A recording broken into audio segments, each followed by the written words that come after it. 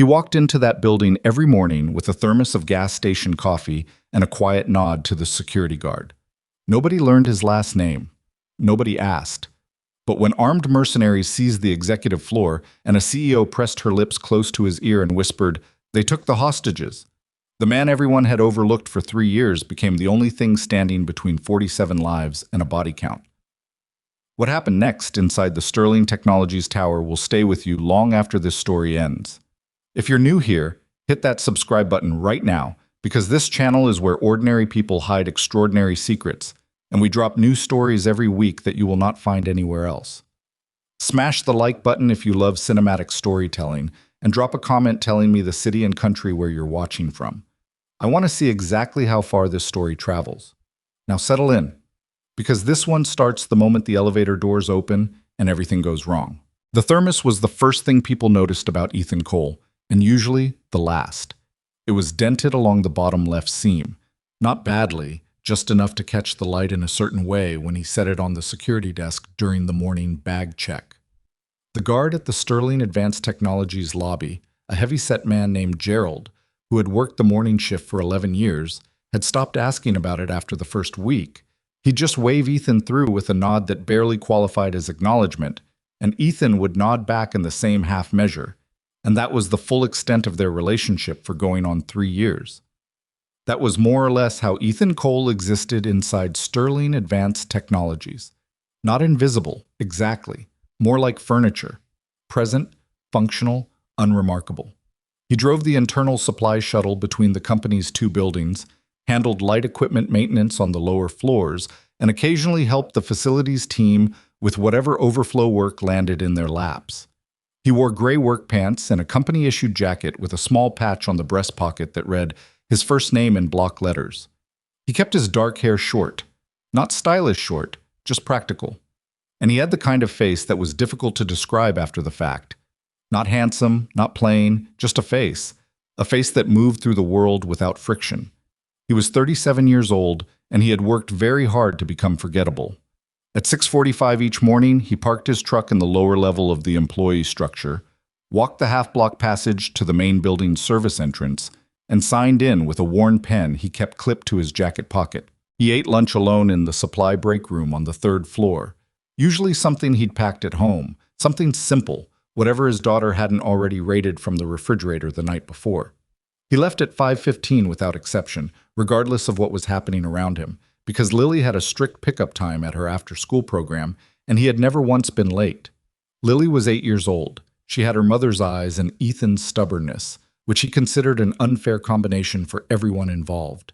She liked graphic novels about space, had recently developed strong opinions about the correct way to make scrambled eggs, and she trusted her father with the uncomplicated completeness that only children are capable of. For Ethan, that trust was the only thing in the world he was still working to deserve. His coworkers knew a few basic facts about him. Single dad. Quiet. Didn't drink. Didn't complain. Didn't get involved in the small-scale dramas that rippled through any large building staff. Marcus, one of the other maintenance drivers, had tried to draw him out a few times over the years. He'd given up somewhere around the 18-month mark and landed on a comfortable theory that Ethan was simply shy. It was a reasonable conclusion. It was also completely wrong. The morning everything changed began like every other morning. Ethan signed in at the service entrance at 6:47 and took the freight elevator to the supply bay on the 2nd floor. He had a full shuttle run scheduled, a delivery of hardware components to the tech labs on 7, a document transfer to legal on 9, and a maintenance call from the facilities manager about a faulty HVAC panel on the executive level, which was 12. He loaded the cart, checked the manifest, and began his first run without hurry. He noticed the first thing on his 3rd pass through the lobby. 2 men in contractor uniforms were working near the building's secondary security panel, the one tucked behind the reception desk on the east side of the main hall. Ethan had been in this building long enough to know the contractor schedule. The building used a rotating roster of licensed technicians from 3 different service companies, and Tuesday morning was not a scheduled maintenance window for any of them. He paused at the cart long enough to watch the 2 men for roughly 4 seconds. They moved with a kind of deliberate casualness that was slightly off, the body language of people performing ordinary behavior rather than people who simply were ordinary. He noted it and kept moving. The second thing he noticed was the cameras. Sterling Advanced Technologies had a comprehensive internal surveillance network. 62 cameras distributed across the 12 floors, plus the parking structure and exterior. Ethan had spent enough time around the building's infrastructure to know where the cameras sat and roughly what they covered. On his second trip up to the 7th floor, he registered that 2 of the 3 cameras covering the northeast stairwell had been repositioned, barely, maybe 15 degrees, but enough that their effective coverage field had shifted away from the stairwell doors. Not broken, not offline, just pointed somewhere slightly less useful. Someone had done that on purpose. He noted it and kept moving. The third thing was the guards. Sterling had its own security team, 8 people on the day shift led by a former police sergeant named Harlow, who ran a professional operation. Ethan knew all 8 of them by sight. On his pass through the 11th floor hallway at 8:20, he counted 3 security personnel he did not recognize. They were wearing the right uniforms, the right colors, the right badge format.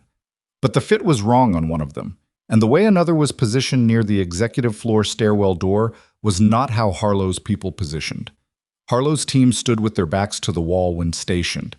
This man had his back to the hallway. Small things. Easy things to miss if you weren't paying attention in a particular way. Ethan had spent a long time trying not to pay attention in that particular way. He had put considerable effort into dismantling the habit, but the habit had never entirely left. He made his delivery to the tech lab on 7 without incident. He called the elevator and stood in it alone on the way back down, and he pressed his thumb against the dent in his thermos the way he sometimes did when he was thinking. His jaw was tight. He relaxed it deliberately. "You're a maintenance driver," he told himself. "Deliver the cart. Go home. Pick up Lily." He almost believed it. Victoria Sterling had not slept well.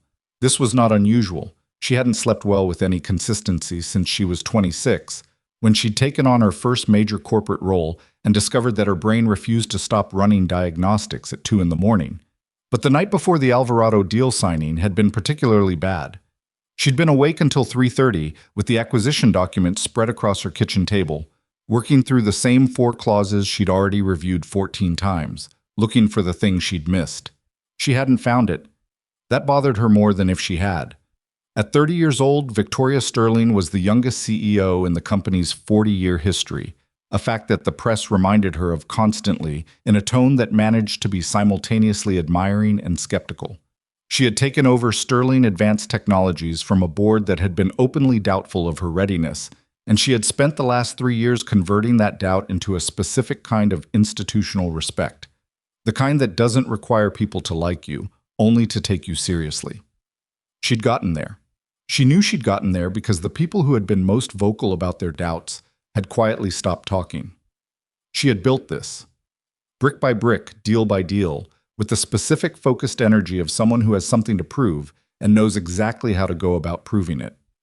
The Alvarado Technology Agreement, a joint development partnership with 3 international firms that would formalize Sterling's position at the center of next-generation medical data processing, was not just another deal. It was the capstone. It was the thing that would make the last 3 years mean something beyond survival. She needed it to go right. She rode the private elevator to the 12th floor at 8:55 and reviewed her notes one last time in the hallway outside the executive conference room.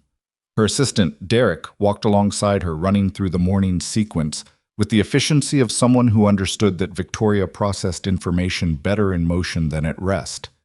"Representatives from Alvarado and Reinhold are in the secondary conference room," Derek said. "Voss's team called. They're in the lobby. Should be up in about 10 minutes. Catering is set." Harlow cleared the floor at 8:30. "Harlow personally?" Victoria asked. "He signed off on the walkthrough, yes." She nodded. Her operations director, Raymond Solis, was already inside the main conference room when she entered. A composed man in his mid-50s who had worked at Sterling for 9 years and who Victoria trusted with a directness she didn't extend to many people. He was reviewing the term sheet binders and looked up when she came in. "How are we sitting?" she asked. "Ready," he said. "Clean room. I checked the server access protocols this morning. Everything's locked down on our end." "Good." She put her notes on the table and poured herself a glass of water from the credenza. "Let's get this done." Ethan was on his way to the 12th floor at 9:15 when the elevator stopped unexpectedly at 10. The doors opened and one of the unrecognized security guards stepped in, the one whose uniform didn't fit right. Up close, the man was wider through the shoulders than the uniform could properly accommodate, and there was a rigidity in how he held himself that had nothing to do with professional posture training.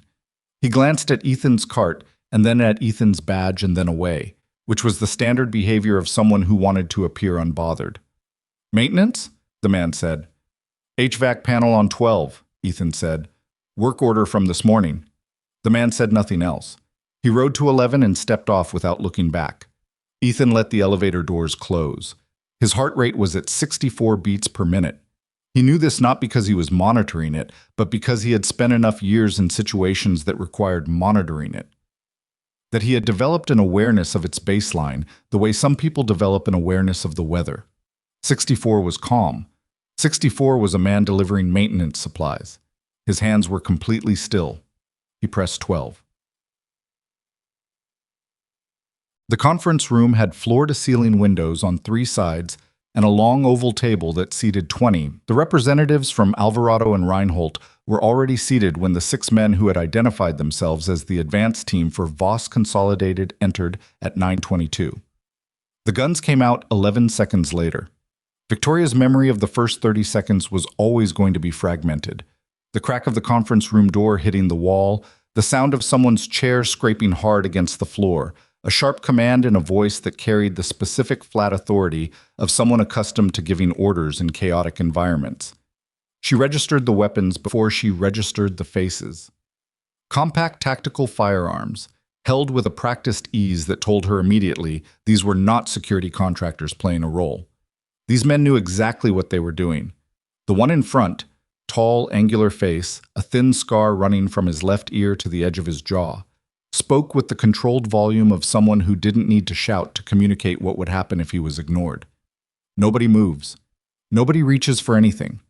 The first person who does something stupid becomes an example for the rest of you. Victoria's instinct was to stand up. She suppressed it. She pressed both palms flat against the table and breathed through her nose and looked at the man directly, which was apparently not the response he was accustomed to because something in his expression shifted. Not surprise exactly, but a recalibration. "Ms. Sterling," he said, "sit down." She hadn't moved. "I'm sitting." "Then stay that way. Bucket." Ethan heard the sound from the freight corridor on 12, a short, sharp sound that most people would have processed as something mundane. A door, maybe. Something dropped. Ethan stopped his cart. He stood completely still in the corridor for 3 full seconds. Then he moved to the corridor's side access door and pushed it open a half-inch, and looked through the gap. He counted 4 of them in his immediate sight line, all armed, all positioned with the deliberate geometry of a trained unit, not a panicked one, which was significantly worse, because panicked people made mistakes and trained people made decisions. Through the glass partition of the executive conference room, he could see the hostages, 15 people seated or kneeling, the representatives from 3 companies, Victoria Sterling's assistant, a woman from the legal team whose name he didn't know, and Victoria herself, sitting very straight with her hands visible and her face doing something complicated. He let the door ease back to nearly closed. For a long moment he stood in the freight corridor with his hand still on the doorframe, and he thought about Lily's pickup time, and he thought about the scrambled eggs argument they'd had Sunday morning, and he thought about a lot of things very quickly and with great clarity. Then he stopped thinking about them. He moved back down the freight corridor to the supply closet he had passed 40 seconds earlier. The closet held cleaning equipment, spare parts for several of the floor's utility systems, and a wall-mounted communications terminal that the cleaning crew used to log their rounds. He checked the terminal. The floor's main communication systems were down. Whatever these men had done, they'd disrupted the standard lines. He pulled out his personal phone. No signal. The building's cellular coverage was being actively jammed, which meant they had hardware they hadn't walked through the lobby with, which meant they'd had access to this building before today. His mind filed that away. He needed to understand the full picture before he moved. How many men, how many floors they controlled, what their objective was, whether they had a countdown or a trigger. Moving without that information was how people died. He had learned that the hard way in environments that made this corporate tower look like a waiting room, and the lesson had cost him things he was still not prepared to think about clearly. He slipped out of the supply closet, and moved toward the stairwell. In the conference room, the man with the scar had introduced himself to no one in particular. He wasn't interested in introductions. He had his team moving with the efficiency of a plan that had been drilled into muscle memory. 2 men with the hostages, 2 working on the executive floor's server access terminal in the adjoining room, 1 at the stairwell door, and the leader himself circulating through the space with the patient attention of someone checking inventory. Victoria watched him. She was good at reading people. It was arguably the skill that had gotten her further than any other in her career. And what she read in this man was not recklessness. He was not improvising. He had a specific thing he wanted from this building, and hostages were not the goal, but the containment strategy. They were insurance, which meant whoever was funding this operation wanted the information more than the violence, and violence would only be employed if the information was threatened. That told her something. She wasn't sure yet what to do with it. She became aware that someone had moved into the peripheral space near the conference room's side wall. Not one of the armed men. They were accounted for. One of the building's maintenance workers, a man she had passed enough times in hallways to faintly recognize but whose name she had never once registered. He was crouching behind the low partition near the server room doorway. He looked calm. That was what struck her first. Not frightened, not frozen, but calm in a way that was different from the numbness she saw on the faces of the other hostages. His eyes were moving across the room in a slow, systematic pattern, and something about the pattern itself, the deliberate order of it, made her pulse change. He caught her looking at him. For a moment, neither of them moved. Then, with the smallest possible gesture, just his chin, just a fraction, he indicated the armed man nearest to her, and then the door. And then he looked at her with a question in his eyes that she understood without any translation. How many? She had counted 6. She raised her hand beneath the table and extended 4 fingers, then a thumb, then the index finger of her other hand. He processed this without visible reaction, then looked back at the room. He had a small cut on his forearm that he hadn't had before, she noticed. Fresh. He'd already been somewhere she hadn't seen. She leaned barely an inch in his direction and said, so low it barely qualified as sound, "They took the hostages. There are people on the floor we can't see." Something happened in his face when she said that. Not alarm. Something older than alarm. Something she didn't have a word for yet. "I know," he said. It was the first time she had ever heard his voice. He was already scanning the room again by the time she processed those 2 words. His eyes landed on the server room door, then the stairwell access, then the scar-faced man's position, and the way he looked at all of it, with that patient, measuring attention, told Victoria Sterling something that rearranged everything she thought she understood about this morning. The quiet maintenance worker was already solving this problem. He had been solving it before she whispered a word. She watched him shift his weight almost imperceptibly and understood that he was about to move, and that wherever he was about to move, he had already calculated the margin for error and decided it was acceptable. She didn't know his name, she didn't know what he was, but she had spent 3 years learning to recognize competence in people. And what she saw in the stillness of this man was not maintenance work. It was something she had never encountered in a corporate tower before. Something that, in this moment, with guns pointed at everyone she was responsible for, she needed more than anything she had ever needed from a board member, a lawyer, or an investor. The man in the gray work jacket with the dented thermos clipped to his cart in the hallway moved into the shadow of the doorway and disappeared. Ethan Cole had not wanted to become this person again, but he was already gone. The stairwell smelled like concrete dust and recycled air, the same as every stairwell in every large building Ethan had ever moved through, and that familiarity was almost grounding. Almost.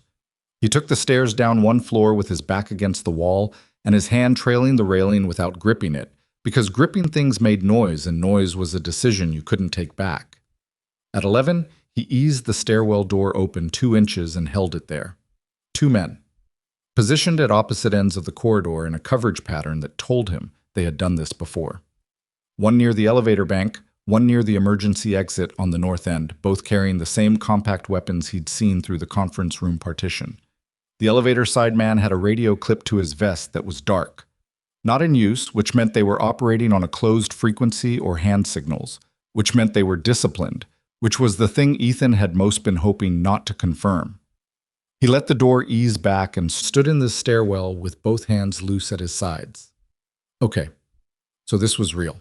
He hadn't fully allowed himself to accept it until this moment, or maybe he had accepted it the second he heard that sound on 12 and felt something in his chest shift into a gear he'd spent years grinding down to nothing.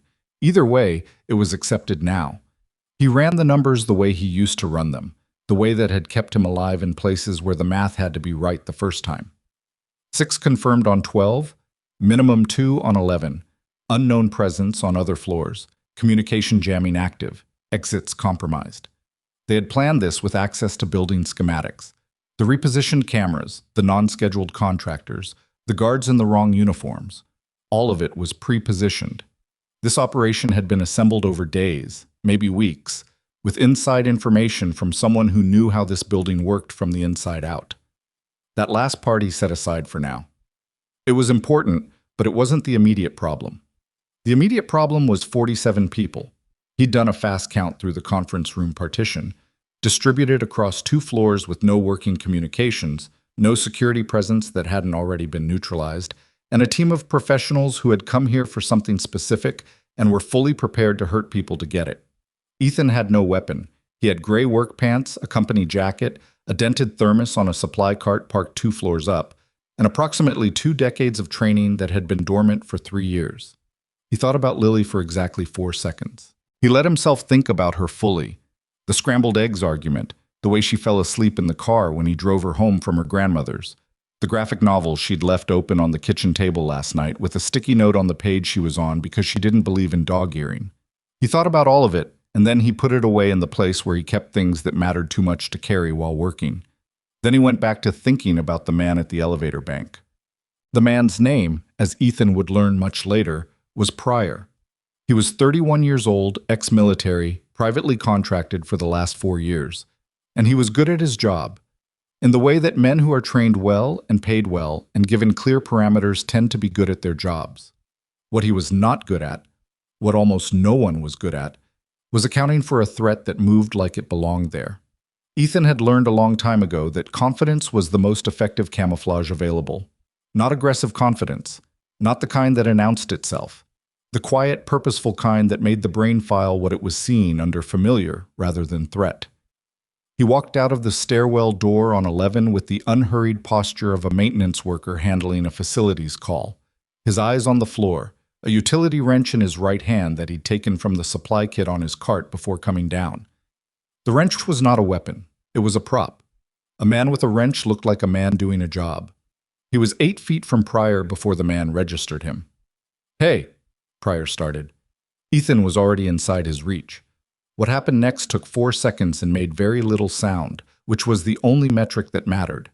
He used the wrench once, not to strike, but to redirect, and the rest was leverage and positioning and the kind of mechanical efficiency that looks almost gentle to anyone watching and is anything but. Pryor went down controlled. Ethan caught his weight and lowered him to the floor rather than letting him fall, because a falling body makes noise and noise was still a decision.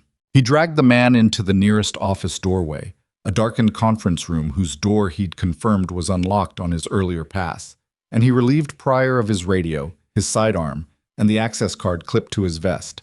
He checked the radio. Closed frequency, as expected. He kept it off, but slipped it into his jacket pocket. Then he checked the sidearm, a compact 9mm standard configuration, 1 round already chambered. He held it for a moment and felt the familiar weight of it, and felt something else alongside the familiarity that he didn't particularly want to examine. He safety-checked it, confirmed the magazine, and put it at the small of his back. He had a weapon now. The math changed. He moved toward the north end of the floor before the second guard reached the conference room on his patrol rotation. Victoria had been watching the door since the maintenance worker disappeared through it. She knew she shouldn't be watching the door.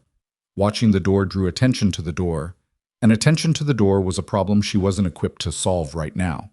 She redirected her gaze to the table in front of her and focused on keeping her breathing even and her hands still, which was harder than it should have been because she was, underneath all of the composure she'd spent years cultivating, frightened in a way that was physical.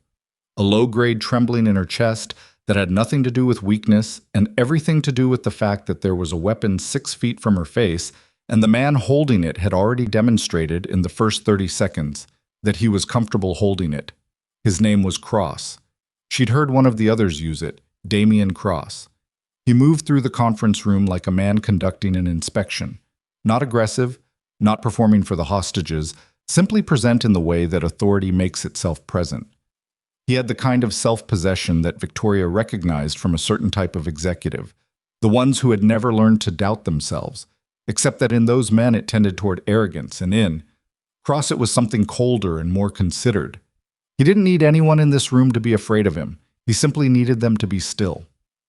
Victoria's assistant Derek was seated 2 chairs down and was doing an admirable job of not falling apart, which she noted with something that might have been affection under different circumstances. Across the table, the Alvarado representative, an older man named Ferreira, who had flown in from his company's offices and who had been in the middle of a pleasantry about the coffee when the guns came out, had his eyes fixed on the table surface with the focused concentration of a man trying to survive by simply refusing to acknowledge what was happening to him. She understood the instinct even while she didn't share it. Next to Cross, Raymond Solis sat with his hands folded on the table. Victoria had looked at him twice since the takeover began, both times with the specific purpose of making eye contact and establishing some shared understanding of their situation. Both times, Raymond had looked somewhere else. She had initially attributed this to shock. Raymond was measured by nature, not physically brave, and she'd never had reason to evaluate him in a crisis. But by the second look, she felt something shift in her reading of it. Raymond was not looking away because he was frightened. He was looking away because he couldn't hold her gaze. She filed that information somewhere careful and did not let it change her face. Cross stopped near the server room doorway and spoke to the man working the access terminal, a compact, precise man who hadn't given his name to anyone and clearly didn't intend to. "How long?" Cross said. 12 minutes for the full extraction. Maybe 10 if the encryption level is what Solis said it was. Cross glanced at his watch. "You have 8. Make it work." The man at the terminal said nothing and went back to what he was doing. Victoria processed that exchange with the part of her brain that was still running calculations underneath the fear. Solis. The man at the terminal had said Solis, which meant Raymond had provided specifications, which meant the encryption level of her company's secure servers was known to the people currently holding guns to her employees' heads. She looked at Raymond again. This time he was already looking at her. And in his expression, beneath the careful composure, beneath 9 years of professional familiarity, she saw something that she had no word for in this moment except sorry. Her stomach dropped. She looked away before Cross could read the exchange. Ethan found the 3rd and 4th men on 10. They had established a communications relay point in the facilities manager's office. Equipment she didn't recognize, a compact jamming array, and what looked like a mobile command unit feeding information to someone outside the building. The window of the office was partially open and he could see the parking structure across the way, and on the 3rd level of that structure, angled toward the tower, there was a dark SUV that had not been there at 7 this morning when he'd parked his truck in the lower level. He couldn't see inside the SUV from this angle, but the SUV being there told him there was a command presence outside coordinating with the men inside, which complicated the math again in a direction he didn't love. He backed away from the window. 2 men in the office, both facing the equipment array, backs to the door. The office had a secondary entrance through the adjacent break room that most people didn't know about because it was usually blocked by a supply shelf, but Ethan had moved that shelf himself during a facilities restructure 8 months ago and knew the door behind it was accessible. He went through the break room. He was not going to be able to do this silently twice. One of the 2 men heard him coming through the break room door and turned, and for a half-second they looked at each other. The man processing what he was seeing, Ethan already committed to what he was doing. And then the half-second was over, and it was 30 seconds of controlled chaos that left Ethan with a bruised rib on his left side where he'd caught a hard elbow, a split on his lower lip that was going to taste like copper for the rest of the day, and 2 men zip-tied with their own equipment cable on the floor of the facilities office. He'd used the plastic cable ties from the equipment array because they were what was available, and he was reasonably confident they'd hold for at least an hour. He sat on the edge of the desk for a moment and breathed. His ribs hurt. He was 37 years old and hadn't done anything like this in 3 years, And it turned out that 3 years was enough time for your body to start registering complaints that it wouldn't have bothered with at 28. He pressed his palm against his left side, confirmed nothing was broken, bruised was manageable, broken was a problem, and stood back up. He checked the communications array. He didn't have the technical background to reverse whatever jamming protocol they'd implemented, but he could disable the array entirely, which would disrupt their coordination with the SUV outside. He pulled the power unit and removed two components he identified as critical to the signal relay and pocketed one of them, then dropped the other behind the break room refrigerator. The jamming was still active, that was coming from a separate unit somewhere, but their external coordination was now compromised. Small wins, stacked carefully. He looked at himself in the break room's small wall-mounted mirror. The split lip was bleeding slowly. He pressed the back of his hand against it, held it for a count of 10, took the paper towels from the dispenser and pressed them against it for another 10, and then left them in the trash and moved toward the door. He needed to get back to 12. The hostages had been in the conference room for 40 minutes when Cross's patience visibly shifted. It was subtle. Victoria might have missed it if she hadn't been watching him as carefully as she had, with the sustained focus of someone who understood that the most useful thing she could do right now was understand this man's decision-making process. He checked his watch twice in the span of 5 minutes, which he hadn't done in the previous 35. He moved to the server room doorway again and said something low to the technician, and the technician's response was too quiet to hear, but the set of Cross's jaw afterward told her it wasn't what he wanted. Something was going slower than planned. She didn't know if that was good. She caught Derek's eye briefly. He was holding together by the thinnest thread. She could see it in the too careful stillness he was maintaining, the way people get very controlled when they're actually very close to not being controlled. And she gave him the smallest nod she could manage, which meant nothing specific and meant everything it needed to mean, which was, I see you and I need you to keep holding. He exhaled slowly and looked at the table. Good. Raymond had not moved since the exchange of looks between them. His hands were still folded on the table with a stillness that no longer read as calm, and now read as a man trying very hard not to draw attention to himself, which was the opposite of what his demeanor had been for every year she'd known him. Raymond Solis was not a man who avoided drawing attention. He ran meetings. He chaired operational reviews. He had a particular habit of leaning forward when he spoke, like the physical proximity would make the words land harder. He was now someone she did not recognize. Cross moved to the north end of the room and spoke briefly with the armed man stationed near the window wall. Victoria could not hear the exchange, but she watched Cross's face during it, and a decision happened in his expression, a small compression of something. And then he turned back toward the room, and his eyes landed on her. "Ms. Sterling," he said, "I need you to stand up." She felt every person in the room stop breathing. "Why?" she said. It came out flat, which was not how she intended it. She intended it as professional, a tone she knew how to use, the one that acknowledged authority without surrendering ground. But flat was what came out, maybe because some part of her had gotten past the point where she could modulate for impression. Cross looked at her for a moment. He wasn't annoyed. He was evaluating. "Because I'm going to need your cooperation on something," he said. "And I'd rather you stand when we have this conversation." She stood. Her legs were steady, which surprised her slightly. "Your server access requires a senior executive biometric," Cross said. "Specifically yours. The password protocols my team can work around. The biometric requires your presence." "And if I decline?" He tilted his head a degree. "Then this takes longer and becomes more unpleasant for the people sitting in this room. That's not a threat. That's a factual description of the situation." Victoria looked at the people sitting in this room. Ferreira, who had nothing to do with any of this. Derek, who had come to work this morning because she needed him here for a document signing. A woman from legal named Andrea, whose 3-year-old daughter she knew about because Andrea had brought her daughter to the holiday party, and the little girl had spent 45 minutes convinced the decorative plant in the lobby was a jungle. She looked at Raymond Solis and let him see her looking. His eyes went to the table. "All right," she said to Cross. "What do you need?" "Well," Ethan came back through the 12th floor service entrance at a point when he'd confirmed no armed presence in the immediate corridor, which had taken him longer than he wanted, because the patrol rotation was more disciplined than he'd hoped, and he'd had to wait in a supply closet on the north end for 4 minutes, while a man with an automatic weapon walked past 3 feet from the door. 4 minutes was 4 minutes. He didn't lose his mind over it. He stood in the dark among the cleaning supplies and the extra HVAC filters and breathed evenly and waited.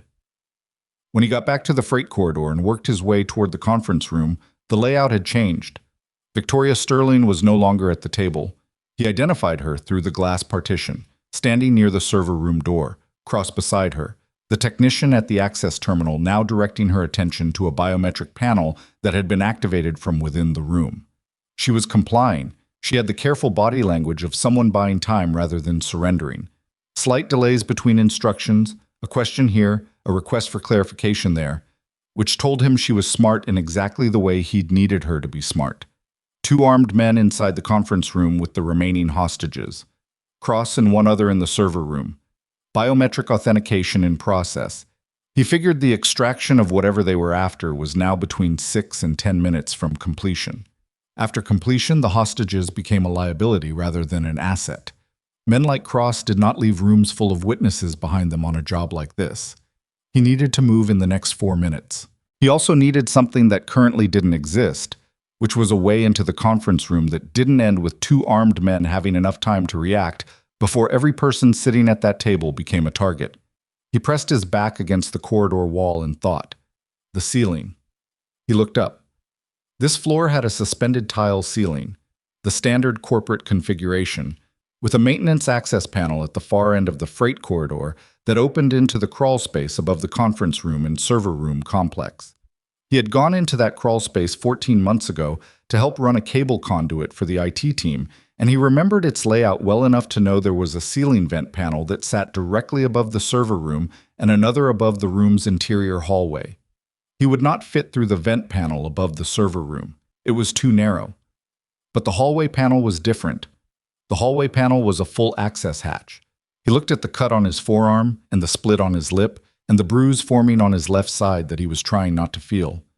He thought about the man he used to be, the one who had done things in crawl spaces and freight corridors and dark stairwells and called it necessary, called it service, built an entire identity around the capacity for it, and then lost 2 men on a bridge in a coastal city whose name he still couldn't say out loud without something going wrong in his chest. He thought about how he'd walked away from that and told himself it was permanent.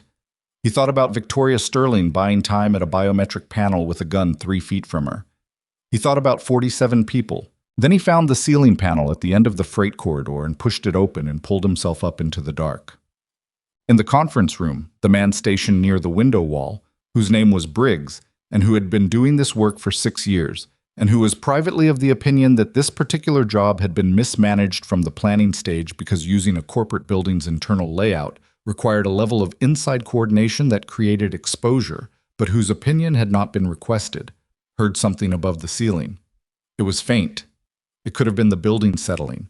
It could have been the HVAC system. He looked up at the suspended tile panels above him and registered nothing unusual. He looked back down. He did not look up again. This was the mistake that would define the next 90 seconds of the morning. In the server room, Victoria had reached the 4th of what the technician needed to be 7 authentication steps, and was in the process of misremembering her secondary passphrase for the 2nd time. Genuinely misremembering, not fabricating. Her memory for passphrases when her heart rate was elevated was not reliable, a fact she found infuriating. When she heard a sound from the hallway outside the conference room. Not loud, not alarming. The specific kind of sound that the brain almost doesn't register. Almost. Cross heard it too. He looked toward the conference room and then back at her. Something had happened. She could see him calculating it. "Stay here," he told the technician. To the man beside him, "Check the hall." The man moved toward the conference room. He got as far as the doorway. What happened after that, Victoria did not fully see. She heard it, a compressed sequence of sounds that lasted about 4 seconds, then a heavier sound, then nothing. Then one of the conference room's armed men appeared in the server room doorway with his weapon up, and behind him, very close, was the maintenance worker. Ethan Cole had his forearm across the man's throat, and the man's weapon arm controlled at the wrist, and he looked directly at Cross over the man's shoulder with an expression that was not threatening and was not uncertain and was neither of the things Victoria might have expected. It was just a face doing a job. "Let her go," Ethan said. And we talk about how the rest of this morning goes. Cross looked at him. His weapon was at his side but not raised, and in the 2 seconds of silence that followed, something passed between the two men, a kind of recognition that Victoria couldn't read and didn't have context for. And then Cross said quietly, "I know who you are." Ethan said nothing. "You've been out 3 years," Cross said. "You're a maintenance driver. You have a kid." A pause. "You don't want this." "No," Ethan agreed. "I don't." He adjusted his grip on the man in front of him. "But here we are," he said. Cross did not raise his weapon. That was the thing Ethan watched most carefully in those first seconds. Not the man's face, not his posture, but his weapon hand, because the weapon hand told you what the decision was before the face caught up to it. Cross kept the firearm at his side with a looseness that was either confidence or calculation. And with a man like this, Ethan suspected it was both. "You've been carrying that guilt for 4 years, Cross said. His voice had the same controlled flatness as before, but something had shifted in it. Not warmth, nothing close to warmth, but a kind of deliberate precision, like a man who understood he was in a negotiation and was choosing his words accordingly. "Yusuf and Garrett, the bridge? You froze and they died, and you walked away from everything because of it." The name Yusuf landed somewhere in Ethan's chest that he didn't have time to feel. He filed it. "I didn't walk away because of guilt," Ethan said. "I walked away because I was done." And yet, Ethan agreed. The man he was holding had stopped struggling. That was professional discipline. He'd recognized that the hold was secured and that fighting it was burning energy he might need later. Ethan respected the professionalism even while it complicated things, because a man conserving energy was a man waiting for an opening. Victoria had not moved from the position she'd been in when Cross told her to stay. She was standing near the biometric panel with both hands visible and her eyes moving between Ethan and Cross with the focused attention of someone who was processing everything and had the discipline not to let the processing show on her face. Ethan had noted her in his peripheral awareness since the moment he'd come through the ceiling access. She was not panicking. She was not checked out. She was present in a way that was useful, and he needed her to stay that way. "Here's what I know about you," Cross said, with the conversational ease of a man discussing something neither of them was particularly emotional about. "Cole? Ethan James, 37. SEAL Team 6, 8 years of service, decorated twice. The second time posthumously for the people under you who didn't come home. You got out 18 months after the bridge. You have a daughter named Lily. You drive a truck and fix HVAC panels, and you haven't thrown a punch in 3 years. He tilted his head. "That last part was until today." "Why are you telling me things I already know?" "Because I want you to understand that I'm not underestimating you. I never underestimated you, even when we were on the same side." A pause that had weight in it.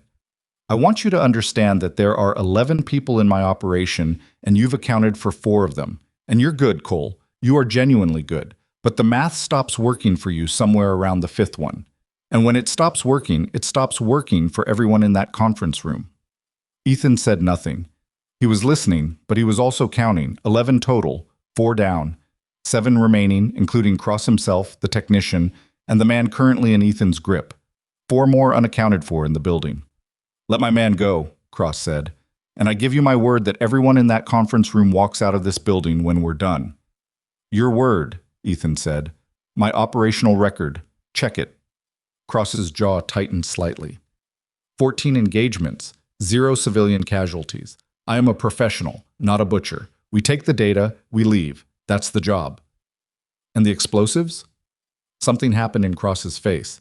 It was small. A compression around the eyes, not quite surprise but adjacent to it.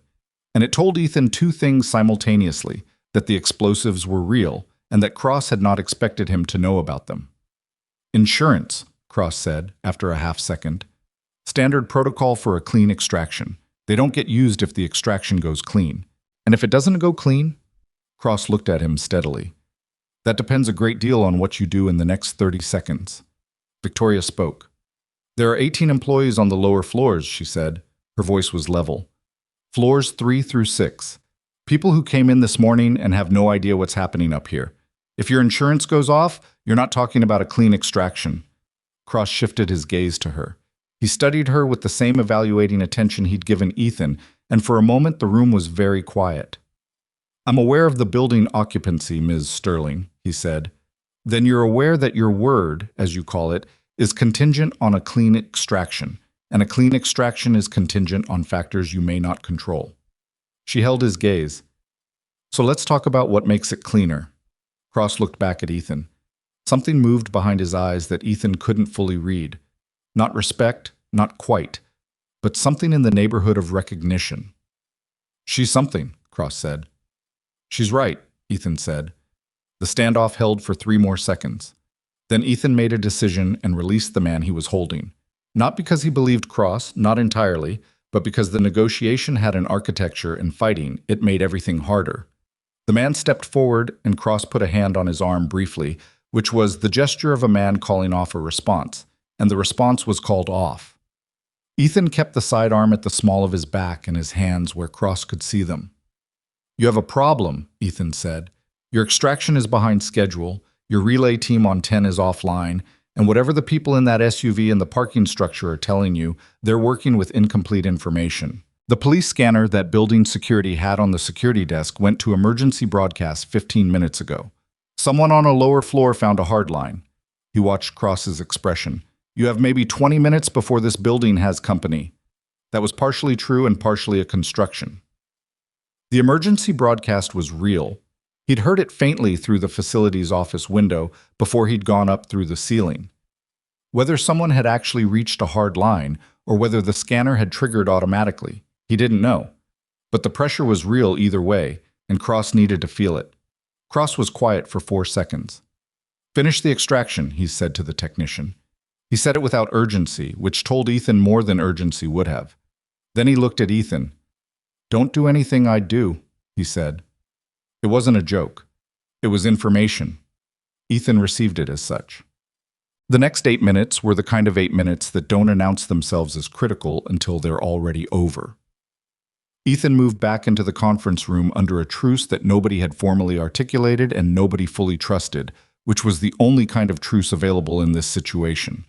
The 5 remaining hostages at the table registered his return with the specific relief of people who had been holding their breath and were not yet sure they could stop.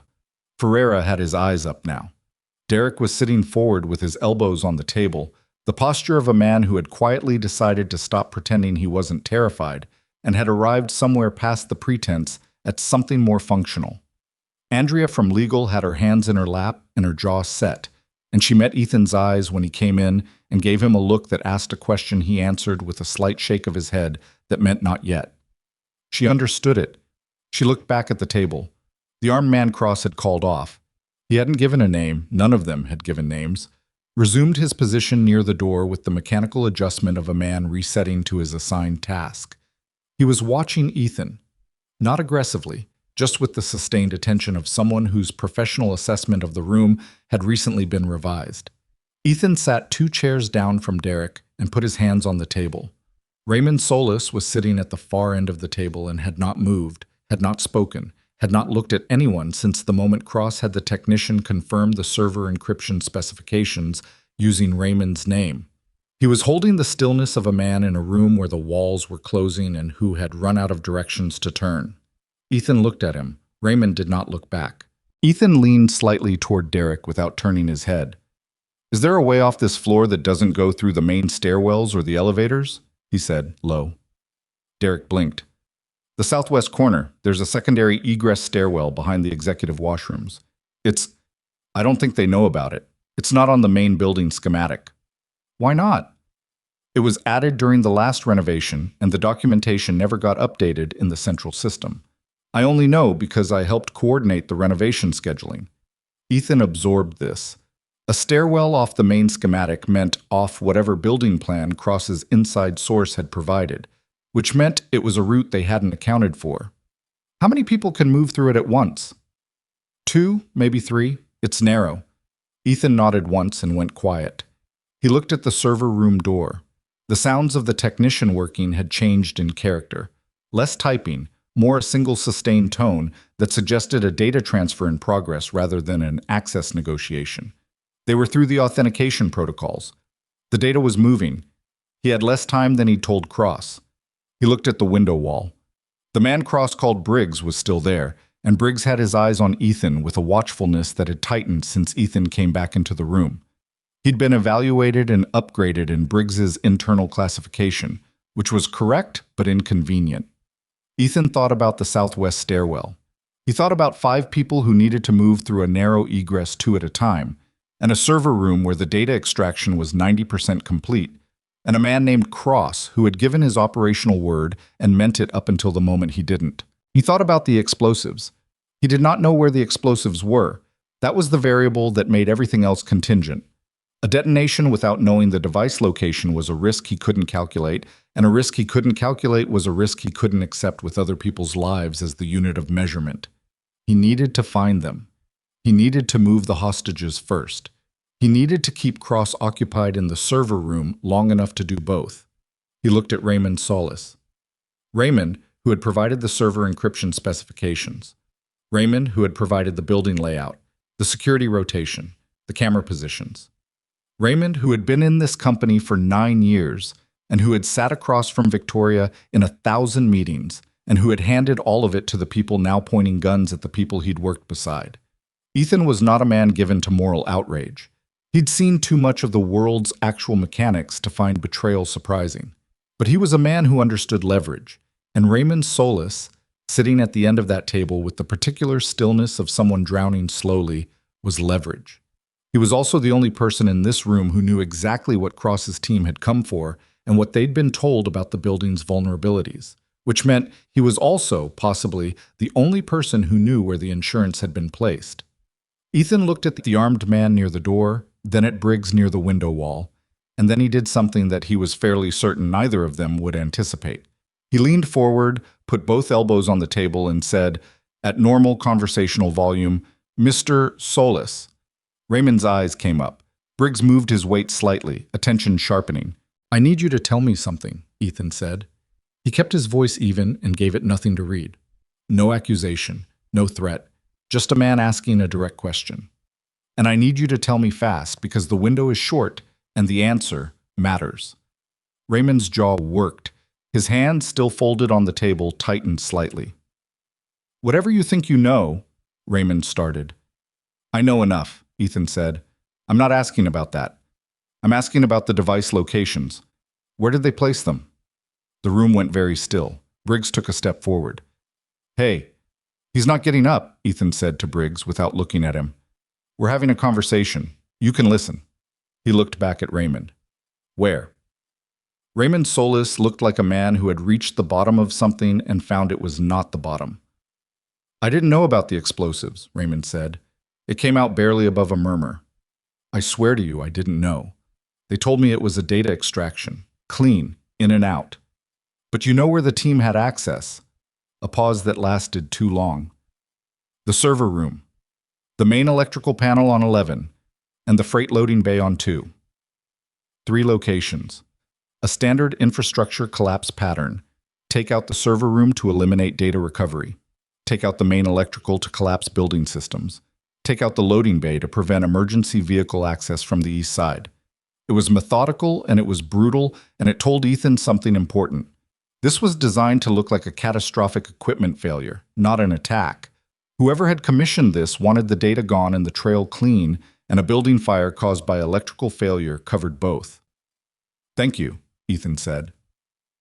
Raymond made a sound that wasn't quite a word. Briggs was 3 steps closer than he'd been 30 seconds ago, and his hand was on his weapon, and the situation had moved to a threshold. Ethan stood up.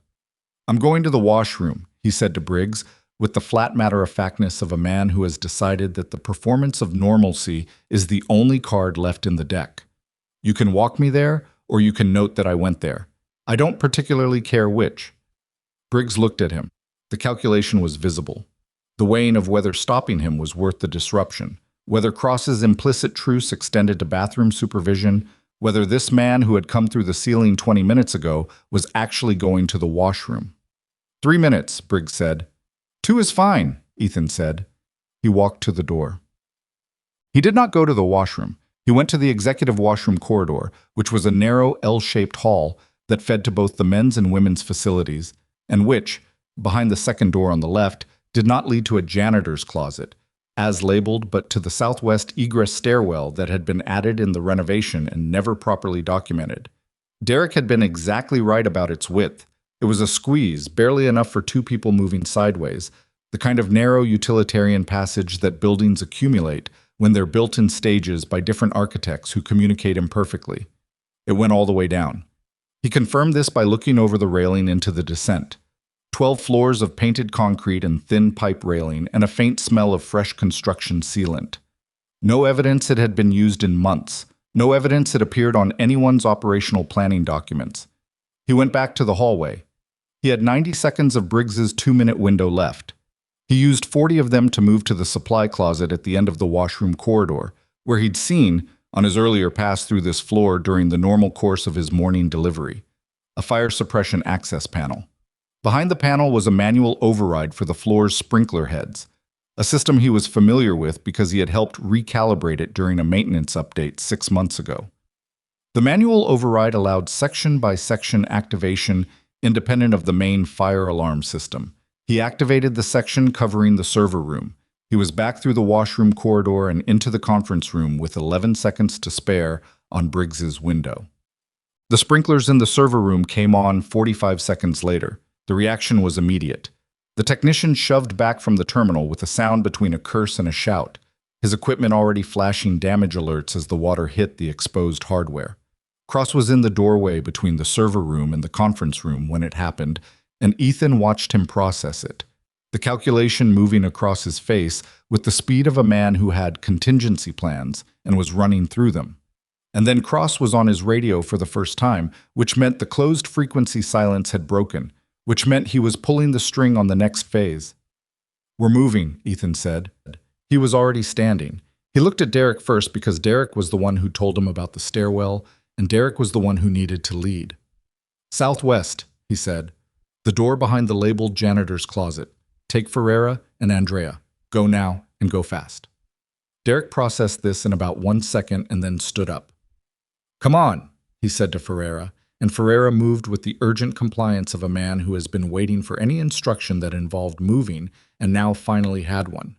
Briggs registered the motion and took a step forward. The sprinklers in the server room were audible now, a steady hiss and drip that was soaking expensive equipment and the technician's considerable effort, and Cross stepped through the doorway into the conference room with an expression that had passed through calculation and arrived somewhere harder. "Cole," he said. "Your extraction is done," Ethan said. "Whatever the transfer completed before the water hit it is what you're leaving with. It's not complete, and it can't be recovered today." He kept his body between Cross and the door through which Derek, Ferreira, and Andrea were now moving. "You came here for data. You don't have all of it. You need to decide what the rest of this costs."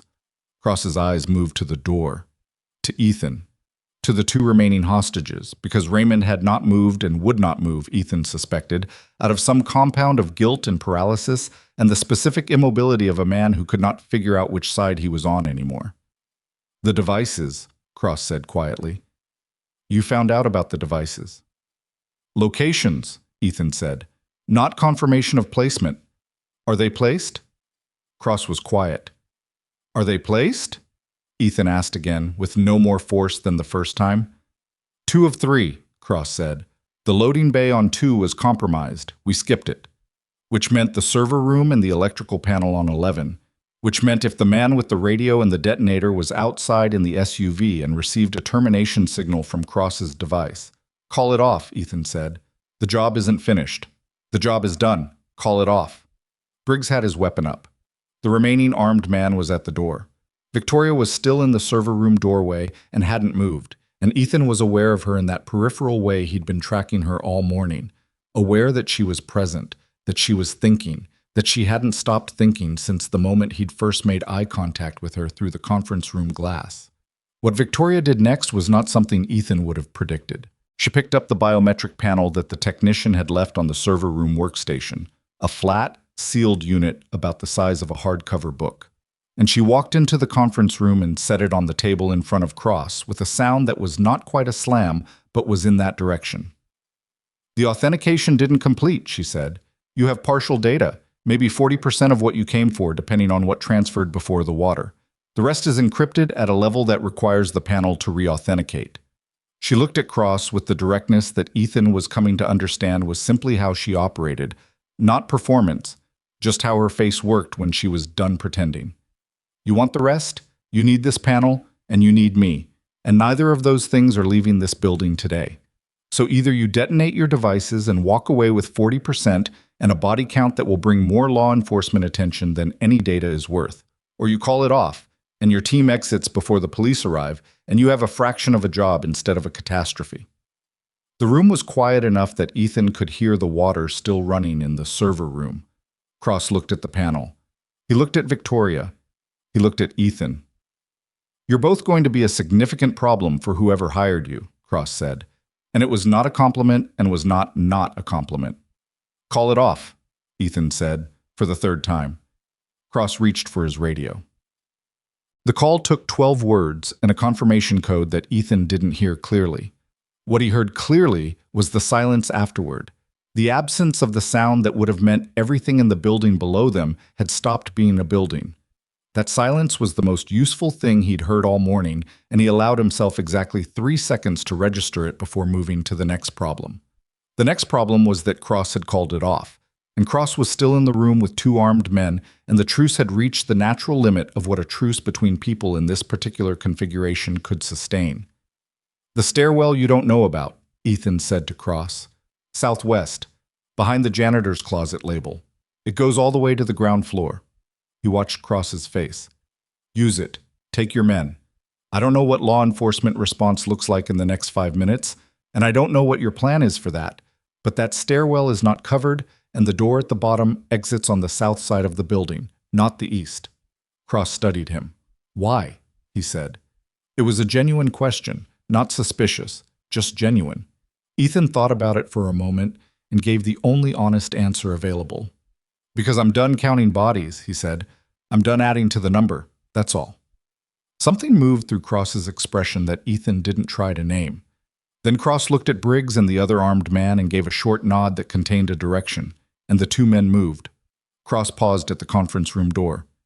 The bridge, he said, without turning around. Yusuf and Garrett, for what it's worth, and I know it's not worth what you think it should be, that call was the right call.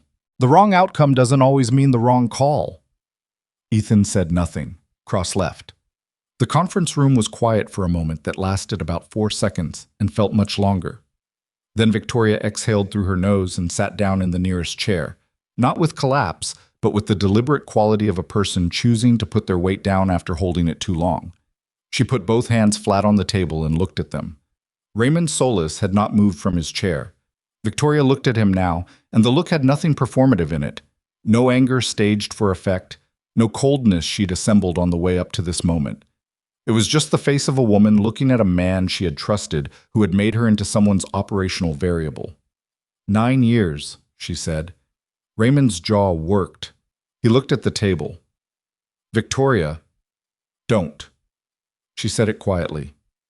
Not right now. He stopped. Ethan moved to the door and checked the corridor. Empty. He went to the end of the hall and confirmed the stairwell access.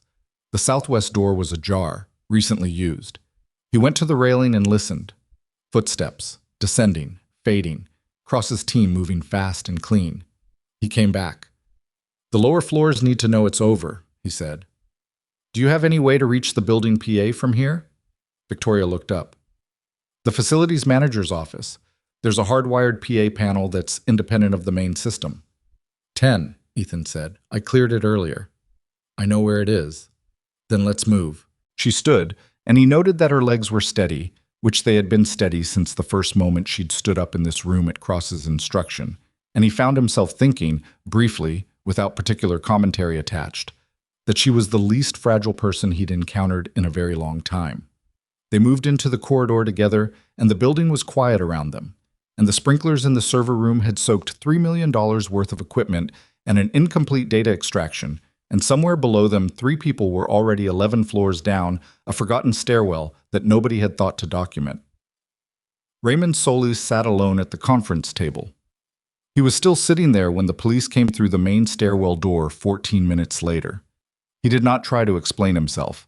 There wasn't a version of it that would have helped. Ethan and Victoria were on 10 when they heard the first sirens outside the building, distant but closing, and neither of them said anything about it.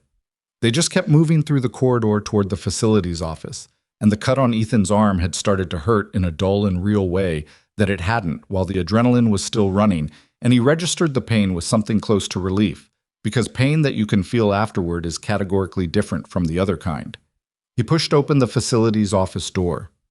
The PA panel was on the north wall, undamaged, exactly where he'd seen it on his earlier pass-through. He stepped back from it and looked at Victoria. "It's your building," he said. She looked at him for a moment with an expression he couldn't read, and then she walked to the panel and picked up the handset and pressed the broadcast key. Her voice, when it came out, was even. Clear. The voice of a woman who had sat in a room with guns pointed at her for the better part of 2 hours, and had emerged from it with her ability to communicate fully intact. "This is Victoria Sterling.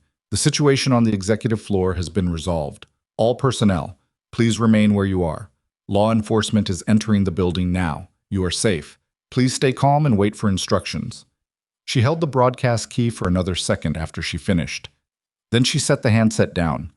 Ethan leaned against the doorframe with his arm throbbing and his ribs saying things he was choosing not to acknowledge yet. And he thought about Derek and Ferreira and Andrea moving down a narrow stairwell. And he thought about the 47 people in this building who were going to walk out of it today, floors 3 through 6, where people had been sitting at their desks all morning with no idea what was happening. 12 floors above them. He thought about all of it, and then he thought about Lily. He reached for his phone. No signal, the jamming was still partially active, and then looked at the communications array that he'd disabled earlier in the day. He had one of the critical components in his jacket pocket. He pulled it out, examined it, and considered the equipment array on the desk. He didn't have the technical background to restore the jamming system. He also didn't need to. He needed a phone signal for about 45 seconds. He looked at Victoria. "Is there anything in this office that's a direct cell booster, independent of the main system?" She looked around the room and then at the equipment shelf on the east wall.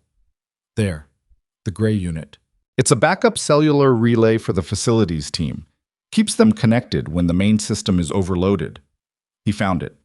It was active, running on its own battery backup, completely separate from whatever Cross's team had deployed. He held his phone next to it. 1 bar. 2. He dialed. The phone rang once before a woman's voice came on. Familiar, slightly frazzled, the background noise of children and an after-school facility. "Meadowfield After School, this is Janelle." "Janelle, this is Ethan Cole, Lily's dad." His voice came out steadier than he'd expected. "I'm not going to make the pickup at 5:15. I need someone to stay with her until I call back." "I'm fine. Tell her I'm fine." A pause. "Of course, Mr. Cole. Is everything okay?" "Everything's okay," he said. "Just tell her I'll be there. Tell her not to worry." "I'll let her know." He ended the call and put the phone in his pocket.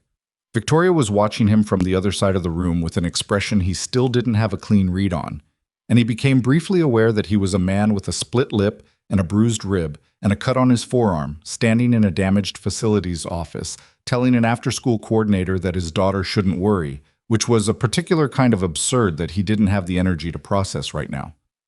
"Lily," Victoria said. "That's her name." "Yeah."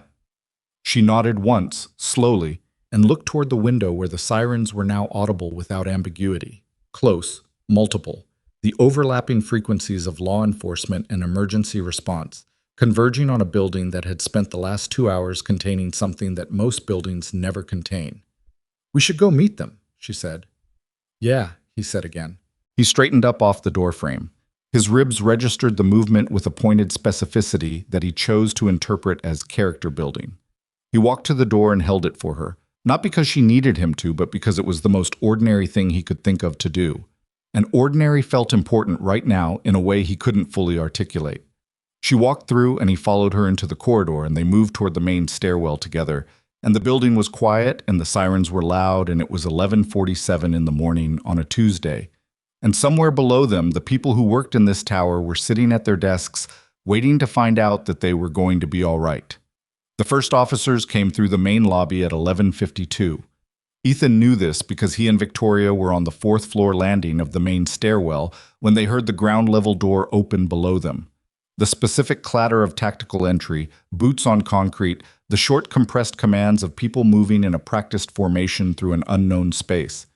He stopped on the landing and put one hand briefly on the stairwell wall, not for balance but as a signal, and Victoria stopped beside him without needing to be told why. "Law enforcement," he called down clearly, with his hands already raised to shoulder height. "Two civilians. We're coming down." A pause. Then, "Identify yourselves and descend slowly." They descended slowly. The officer who met them at the base of the stairwell was a woman in tactical gear with the specific coiled readiness of someone who had entered the building expecting the worst and was now in the process of reassessing. She looked at Ethan. The split lip, the cut forearm, the general condition of a man who had been in several places he wasn't supposed to be, and then at Victoria, and then back at Ethan. "Are you injured?" "Not seriously," Ethan said.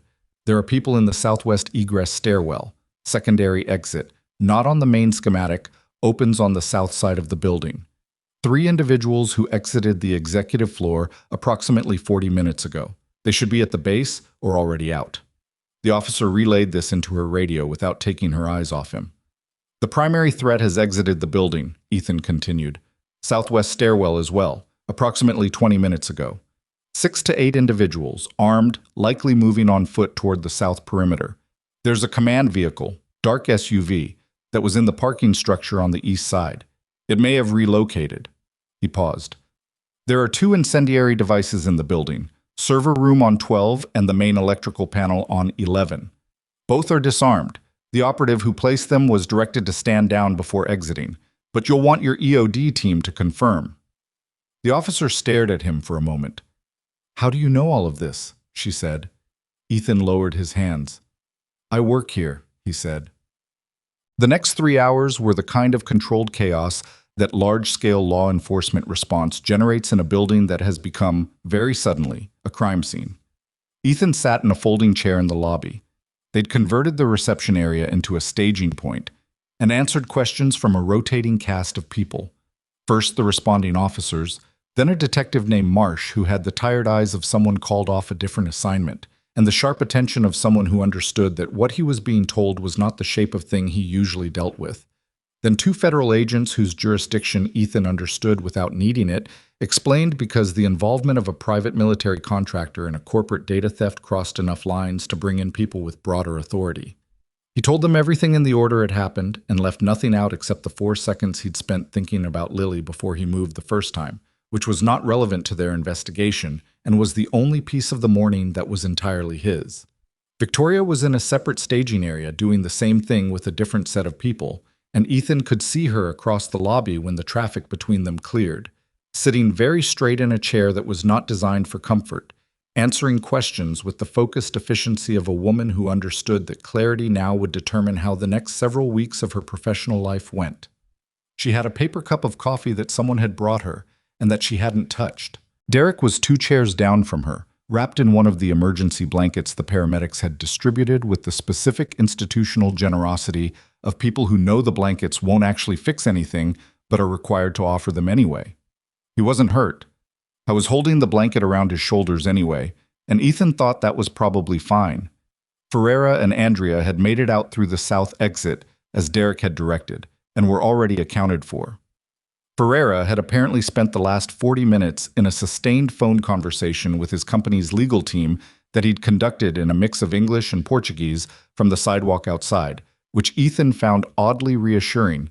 A man in that much distress with his legal team was a man who was going to be fine. The EOD team confirmed the devices on 12 and 11 at 12:34.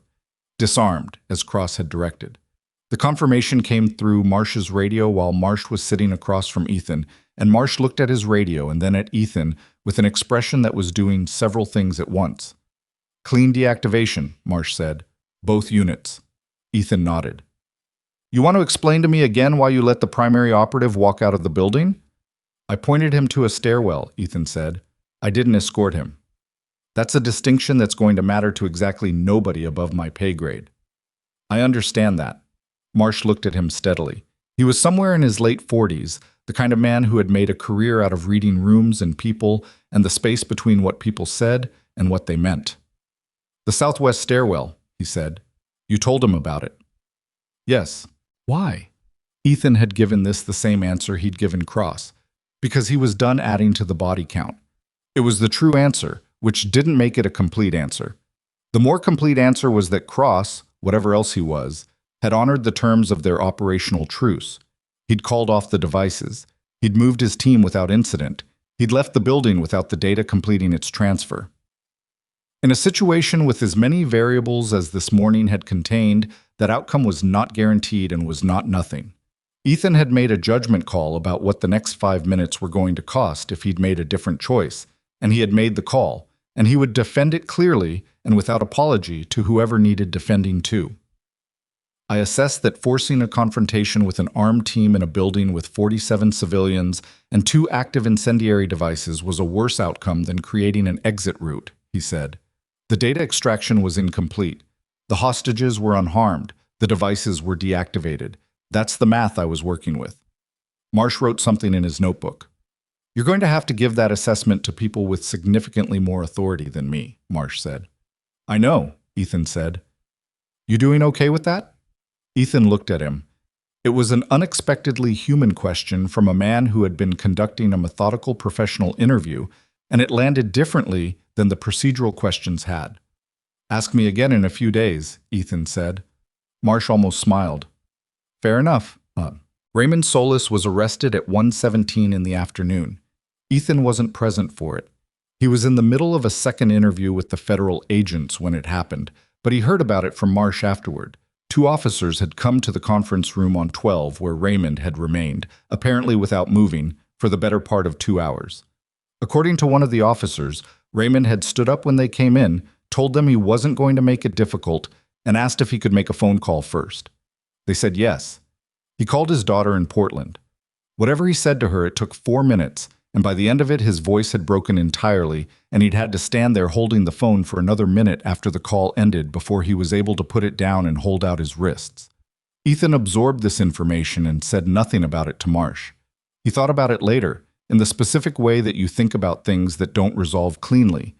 The 9 years Raymond had worked alongside Victoria, the particular quality of the expression Raymond had been wearing in that conference room, the phone call to his daughter that took 4 minutes. He didn't arrive anywhere useful with it. Some things didn't resolve into a clean lesson, and he'd been alive long enough to know that forcing them to was worse than leaving them unresolved. He signed the initial statement at 2:45, was told he would need to be available for follow-up interviews over the coming days, and was released from the lobby staging area at 3:10 with a card from the federal agent, a card from Marsh, and a recommendation from the paramedic who had looked at his arm and ribs that he see a doctor within 24 hours. He told the paramedic he would. I was standing on the sidewalk outside the main building entrance, in the particular stunned quiet of someone who has been in controlled motion for 4 hours and has abruptly run out of immediate things to do, when Victoria Sterling came through the front door. She had changed. Someone had brought a bag from her office, her assistant Derek, probably, and she was wearing a clean blazer over what was clearly a different shirt than she'd started the day in, and someone had given her the opportunity to wash her face, and she looked like a person who had been through something significant and had made the decision that looking like a person who had been through something significant was not the public presentation she intended to lead with. She stopped a few feet from him on the sidewalk. They looked at each other for a moment with the particular quality of 2 people who have shared an experience that neither of them has the vocabulary for yet. "They told me you've been cleared," she said. "For now," he said. "More questions coming." "Same." She looked at the building behind him, or through it, more accurately, the way people look at things they're not really seeing. "The FBI agent told me the data transfer captured about 38% of the server's classified assets before the sprinklers hit. Enough to be damaging, not enough to be catastrophic." "What sector?" "Medical data processing architecture. The proprietary framework we've been developing for the Alvarado partnership." She paused. "Someone paid for this specifically. Not a speculative theft. Targeted acquisition. You have competitors who'd want that framework." "Several." Her jaw tightened slightly. Raymond would know which ones had the operational capacity and the willingness. "He'll talk," Ethan said. "Eventually. They always do when there's a deal to make." She looked at him. That doesn't bother you? The deal-making part? It bothers me, he said. It's also how most of these things get resolved. The part that bothers you and the part that's useful are frequently the same part. She absorbed this. A news van had pulled up across the street, the second one. The first had arrived while Ethan was still inside. A reporter was doing a stand-up with the building in the background, and the building looked exactly like itself, glass and steel and the ordinary geometry of corporate architecture, which seemed almost wrong given what it had contained this morning. They're looking for the story, Victoria said, about the news van. They'll get one, Ethan said. Not the whole one, but enough. Are you going to talk to them? No. She nodded as if she'd known this before asking. Ethan, she said. It was the first time she'd used his name. She'd gotten it from someone. The officers, probably, or the FBI. It sat differently in the air than it did when people said it in the normal context of his life. I need to ask you something. He waited. The bridge, she said. Cross mentioned it. You don't have to tell me, but I want to know if you want to tell me. He looked at the sidewalk for a moment. He had not talked about the bridge to anyone. Not his sister, not the 2 therapists the Navy had run him through in the 18 months before his discharge. Not the friends from his service years who had tried to stay in contact and whom he had let drift gradually into silence. He had not talked about it because talking about it required deciding what the story was, and he had never been able to decide what the story was. It was not a clean story. It did not have the narrative shape of either tragedy or lesson. It was just a bridge and 2 men and a decision that he'd made in the wrong direction, and then it was a grief so large and so specific that he'd had to dismantle most of his life to find somewhere to put it. Another time, he said. Okay, she said. No pressure in it. No performance of understanding. Just okay, and she meant it. They stood on the sidewalk for another moment in the afternoon light, which was doing the thing it sometimes does in the middle of the day in late autumn, where it comes in at an angle that makes everything look more significant than it probably is. I need to get my daughter, Ethan said. Go, Victoria said. I'll make sure your access badge is cleared for tomorrow if you want to come back. Or if you don't, I'll be there at 6:47, he said. She looked at him. Something shifted in her expression. Not quite a smile. Not far from one. Okay, she said again. He walked to the employee parking structure, found his truck on the lower level where he'd left it at 6:45 that morning, and sat in it for a minute before starting the engine. His ribs were making their position known with some insistence. The cut on his forearm had been properly cleaned and dressed by the paramedic and was behaving itself. His split lip had gone from bleeding to simply sore. The kind of sore that you notice every time your mouth does anything, which is more often than you'd think. He started the truck. He drove to Meadowfield after school, which was 4 miles from the Sterling Tower in a neighborhood that transitioned from commercial to residential in the way that cities transition, gradually and then suddenly, the glass and steel giving way to 3 flats and corner markets, and the particular density of places where people actually live. He was 40 minutes late. He signed in at the front desk, where Janelle, a round-faced woman in her 30s who had been working at Meadowfield for 6 years, and who had developed the specific unflappable quality of someone who has managed other people's children through enough emergencies to know that emergencies resolve, looked at his face and did not ask. She's in the reading room, Janelle said. He found Lily exactly where she always was when he was late, in the reading room's far corner, in the beanbag chair that she had claimed as personally hers by some unspoken consensus with the other kids, with her graphic novel open on her knees. She was on the page with the sticky note. She had not turned past it, which told him she'd been waiting with enough restlessness that she hadn't trusted herself to continue reading without him there. She looked up when he came through the door. She looked at his face, the lip, the arm, and she sat up in the beanbag chair and the graphic novel slid off her knees and she didn't pick it up. Dad? I'm fine, he said. He crossed to the corner and sat down on the floor next to the beanbag, which was something he did sometimes because the beanbag didn't accommodate 2 people and the floor next to it did. I'm fine, Lily. She looked at his lip. What happened? It was a hard day at work. This was technically accurate. She looked at him for a long time with the evaluating attention that 8-year-olds apply to their parents, when they are trying to determine whether the version they're being given is the true version. Ethan met her gaze without looking away, because looking away was how you told an 8-year-old they were right to be skeptical. "You look like you got into a fight," she said. "I resolved a situation," he said. She considered this distinction. "That sounds like a fight with extra steps." He almost laughed, which his ribs immediately registered a protest against. He pressed his hand against his left side and breathed carefully. "Are your ribs hurt?" she said. "A little." "That's definitely a fight." "Lily, I'm just saying what I see." She picked up the graphic novel from the floor and closed it, which meant she was done reading for the day because she never closed a book she was planning to return to in the same sitting. "Are we getting food or are you cooking?" The normalcy of the question landed in his chest, somewhere unexpected. "What do you want?" he said. She thought about it. "Pho, from the place on Clement." "Okay. And I want to hear what happened. Not today," she added, reading his face. "But at some point. You know I always find out anyway." "You're 8 years old." "I'm perceptive," she said, with the dignity of someone who has been told this enough times to have absorbed it as identity.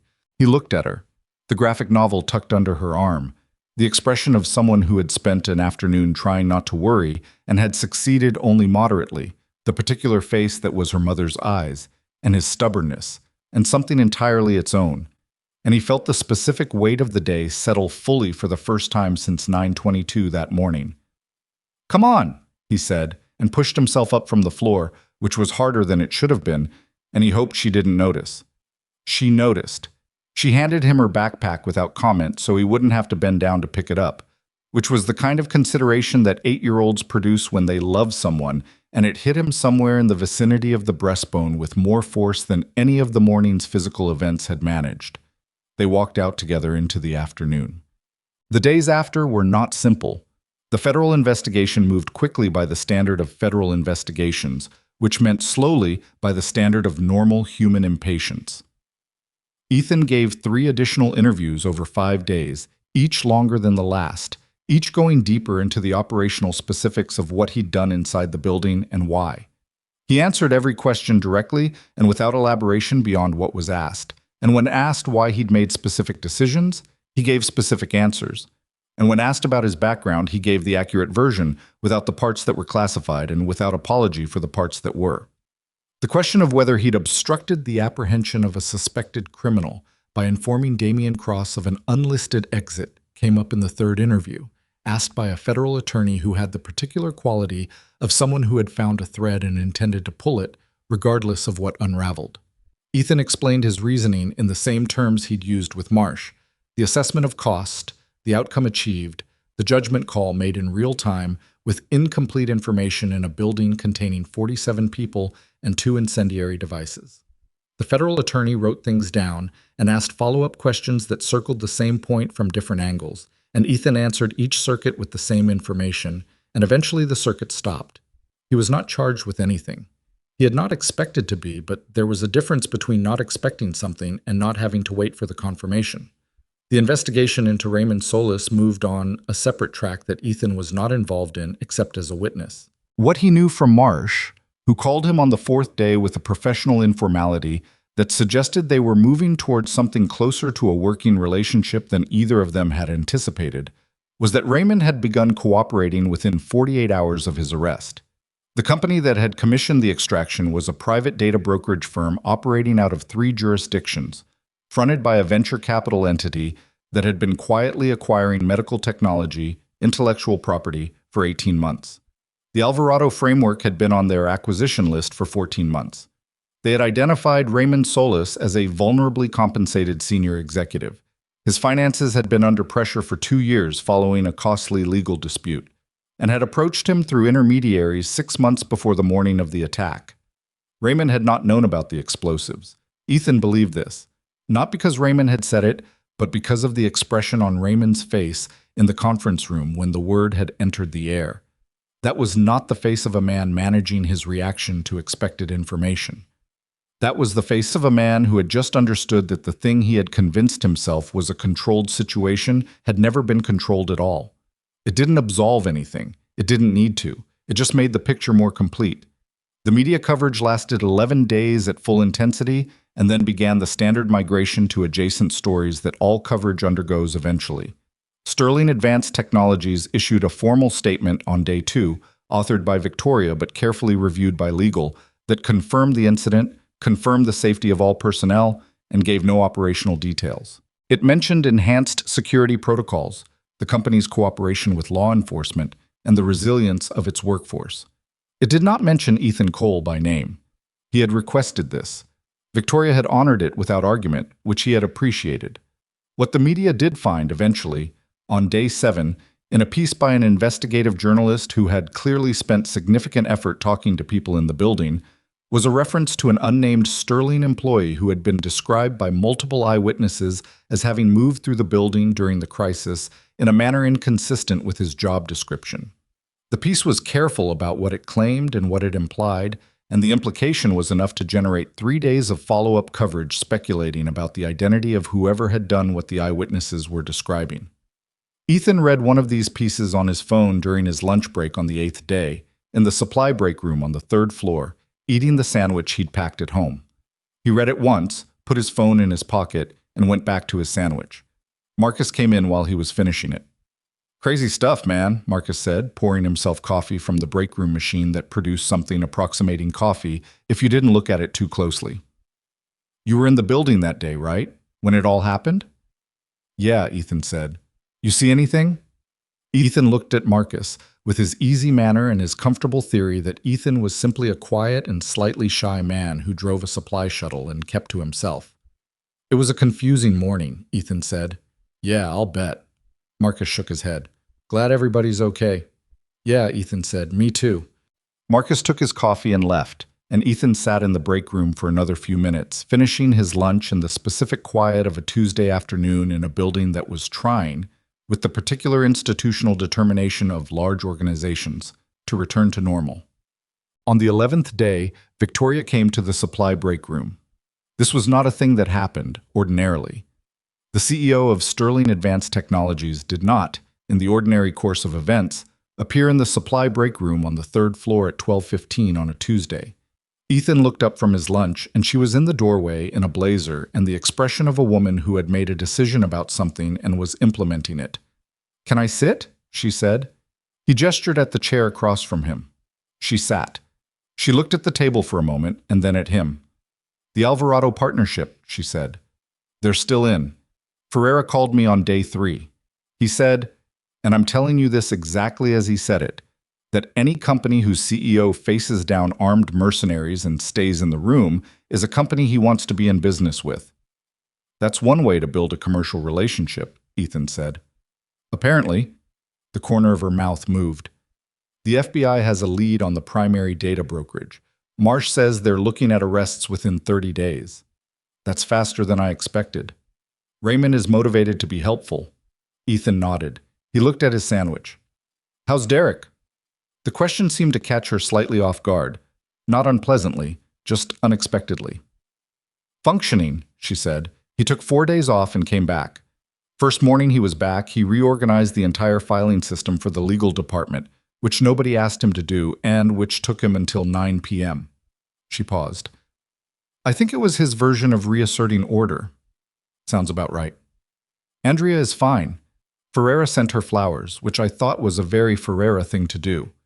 Ethan found himself thinking about the holiday party and the little girl who had been convinced the lobby plant was a jungle, and the way Andrea had set her jaw in the conference room that morning, with her hands in her lap, like someone keeping themselves very deliberately in one piece.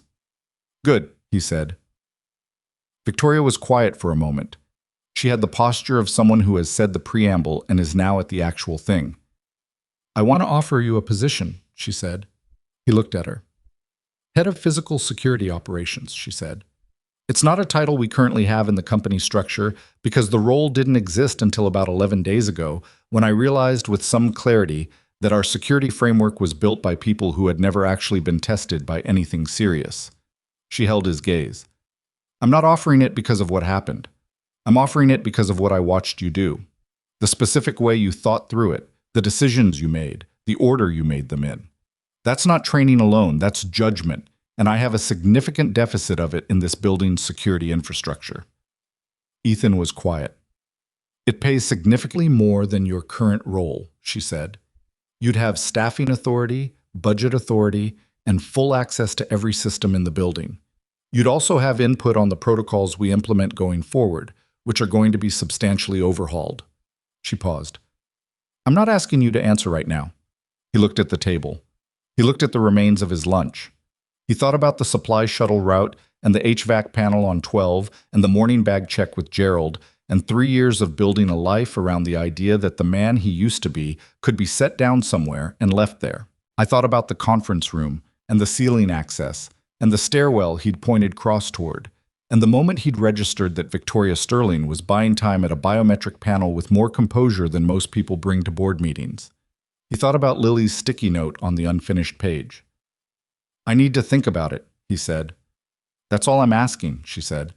She stood up, and he stood out of the reflex of someone raised in a particular way that has never fully left him, and they were both standing in the small break room with the bad coffee machine and the fluorescent light that had been buzzing on the same frequency for as long as Ethan could remember.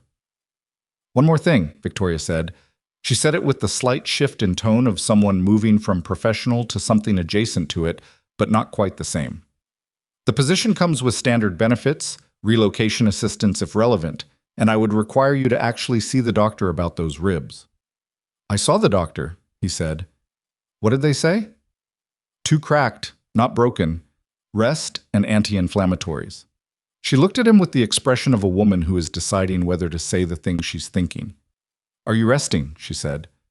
I'm sitting in a break room eating lunch, he said. That's not what I asked. He looked at her.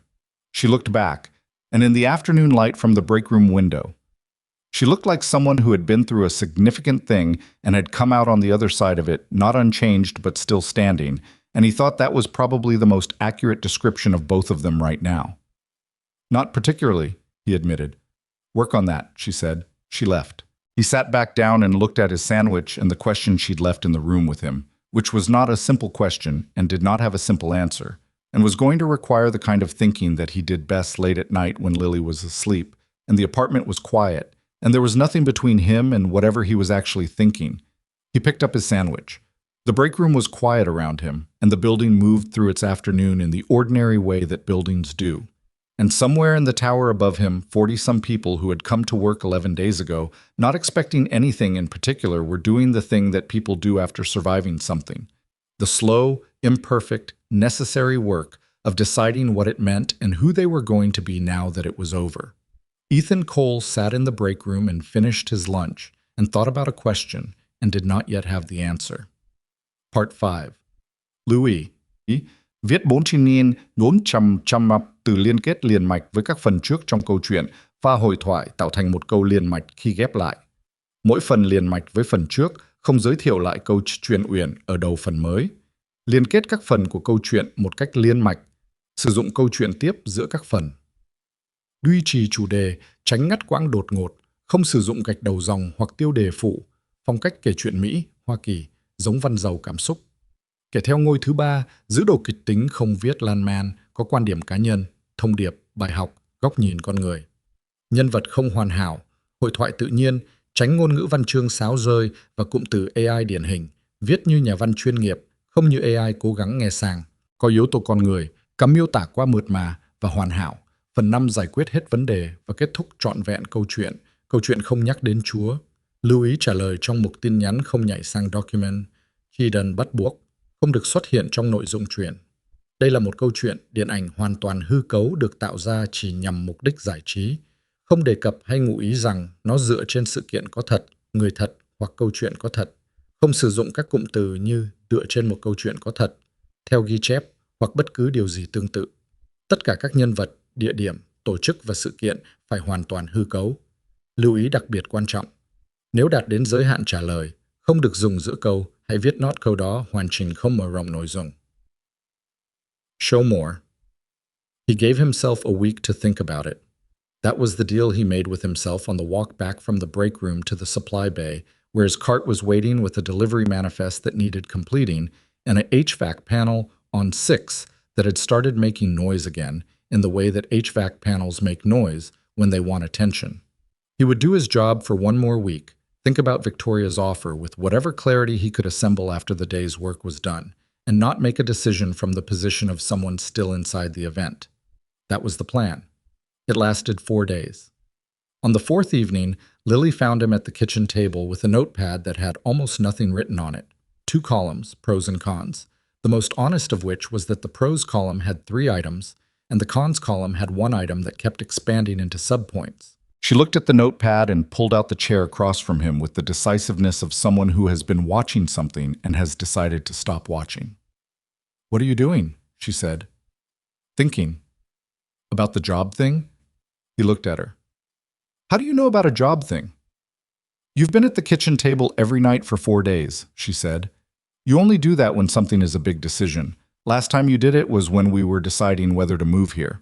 He put the pen down. "I got offered a new position at work." She sat down with her elbows on the table in the way that she did when she was giving something her full attention. "What kind?" "Security. Managing the safety systems for the whole building. Making sure what happened last month doesn't happen again." Lily was quiet for a moment, in the evaluating way she had. "Is it more money?" "Yes." "Do you want to do it?" The question, asked with the directness that children bring to things that adults have learned to approach sideways, landed in exactly the place where he'd been circling for 4 days without landing.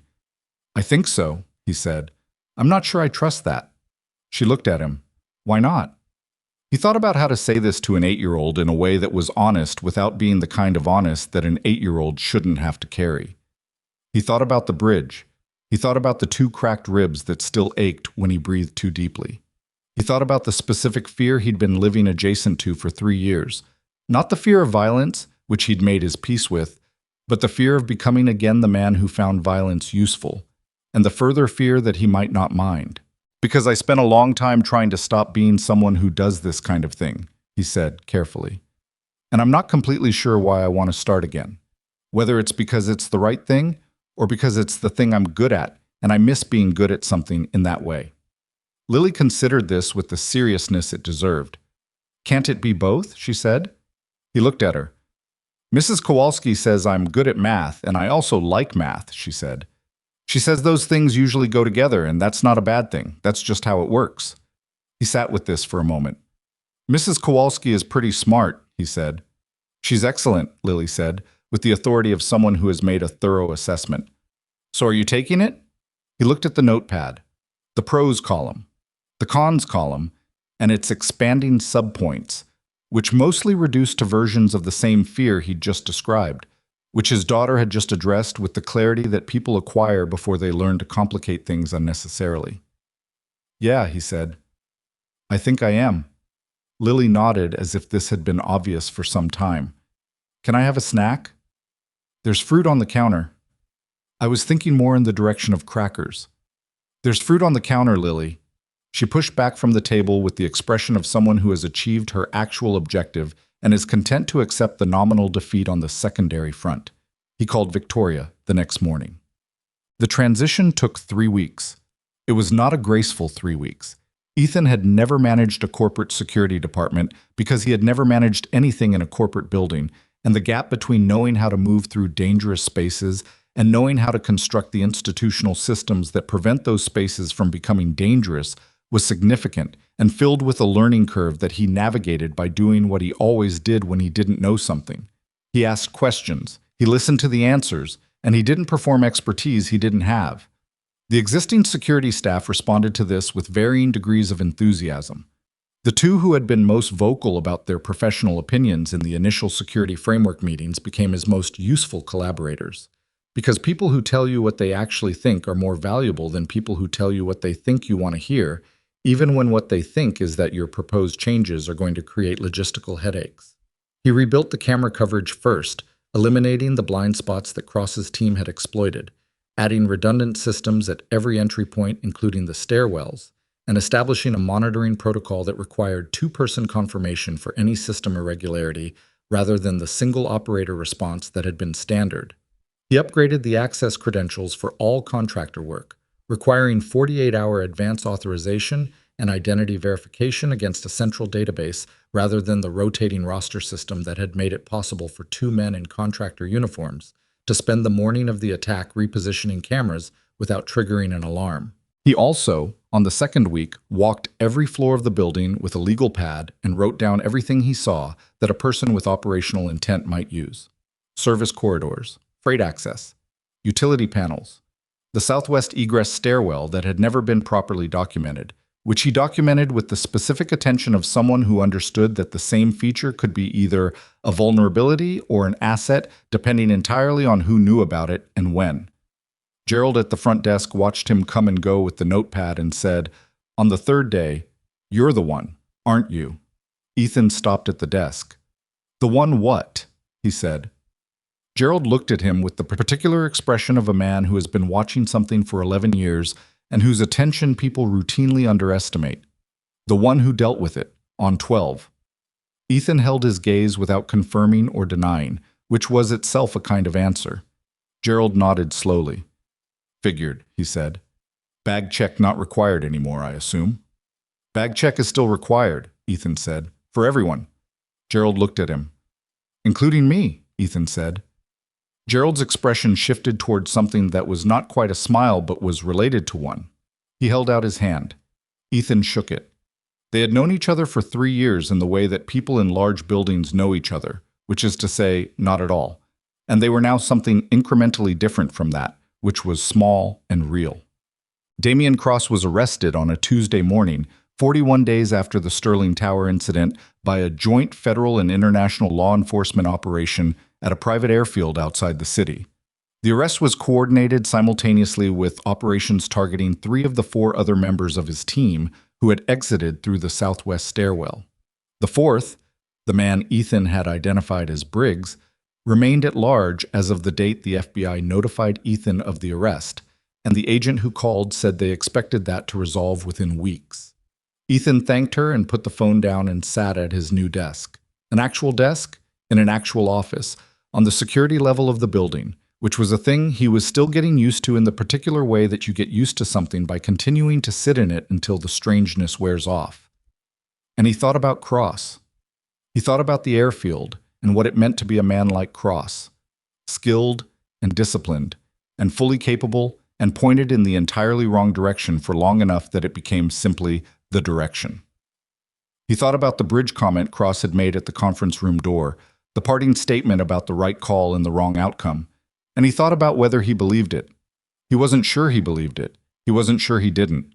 What he believed was that the bridge was 4 years ago, and his ribs were healing, and Lily had strong opinions about crackers, and that the distance between those 2 facts was the actual shape of his life, and the actual shape of your life was the only true measure of whether the calls you'd made had been the right ones.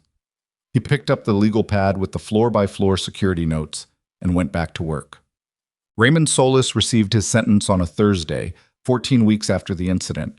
Ethan was not in the courtroom. He had been asked whether he wanted to provide a victim impact statement and had said no, not because he had nothing to say, but because what he had to say was not the kind of thing that belonged in a courtroom, addressed to a man who already knew it. What he had to say was simpler than that and less official. That the thing Raymond had done was not primarily a betrayal of Victoria Sterling's company, or her technology, or her commercial interests, as significant as those were. It was a betrayal of the ordinary trust that makes a building of 47 people possible, the baseline agreement between people who work in close proximity that the person in the next office is not actively arranging for your death. That was the thing that couldn't be sentenced and couldn't be repaired by cooperation, and the man sitting in the courtroom in whatever expression of remorse he was wearing already knew it. Marsh called him afterward with the sentence details. 7 years, federal facility, the cooperation discount already applied. Ethan thanked him, and they talked for a few minutes about how the broader investigation was progressing, the data brokerage firm whose principals were looking at their own charges, the venture capital entity that was unwinding under regulatory scrutiny, the whole ecosystem of it, dismantling itself in the way that illegal enterprises dismantle when enough people start cooperating. "How's the new role?" Marsh asked at the end. "Complicated," Ethan said. "Better than I expected." "You planning to stay?" Ethan thought about the legal pad, the camera coverage maps, the conversation with Gerald, the meeting he had tomorrow with the full security staff where he was going to present the revised protocols, and expected at least 2 of them to argue with him, which he was looking forward to in the way that you look forward to things that keep you sharp. Yeah, he said. I think so. Victoria found him on the roof. This was not something he'd planned to become a habit, going to the roof.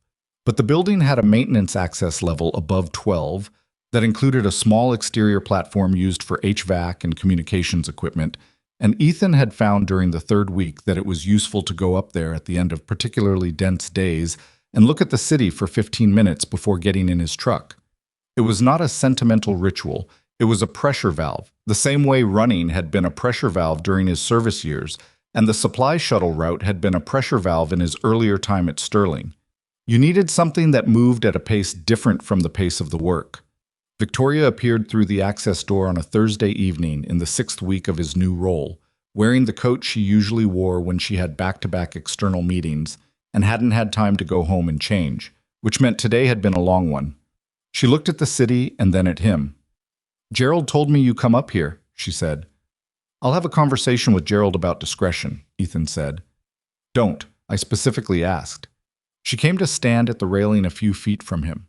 The city was doing the thing it does in the early evening in autumn, the lights coming up in the office buildings across the way, while the sky behind them was still holding the last of the day's color. The Alvarado partnership formally executed today, she said. Full terms, new security addendum, and a clause that I added personally that gives our teams full audit rights over any data handling done on our behalf. Ferreira agreed to that?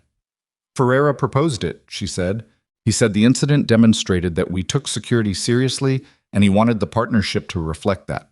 Ethan looked at the city. You're 38%, he said. The data they got out.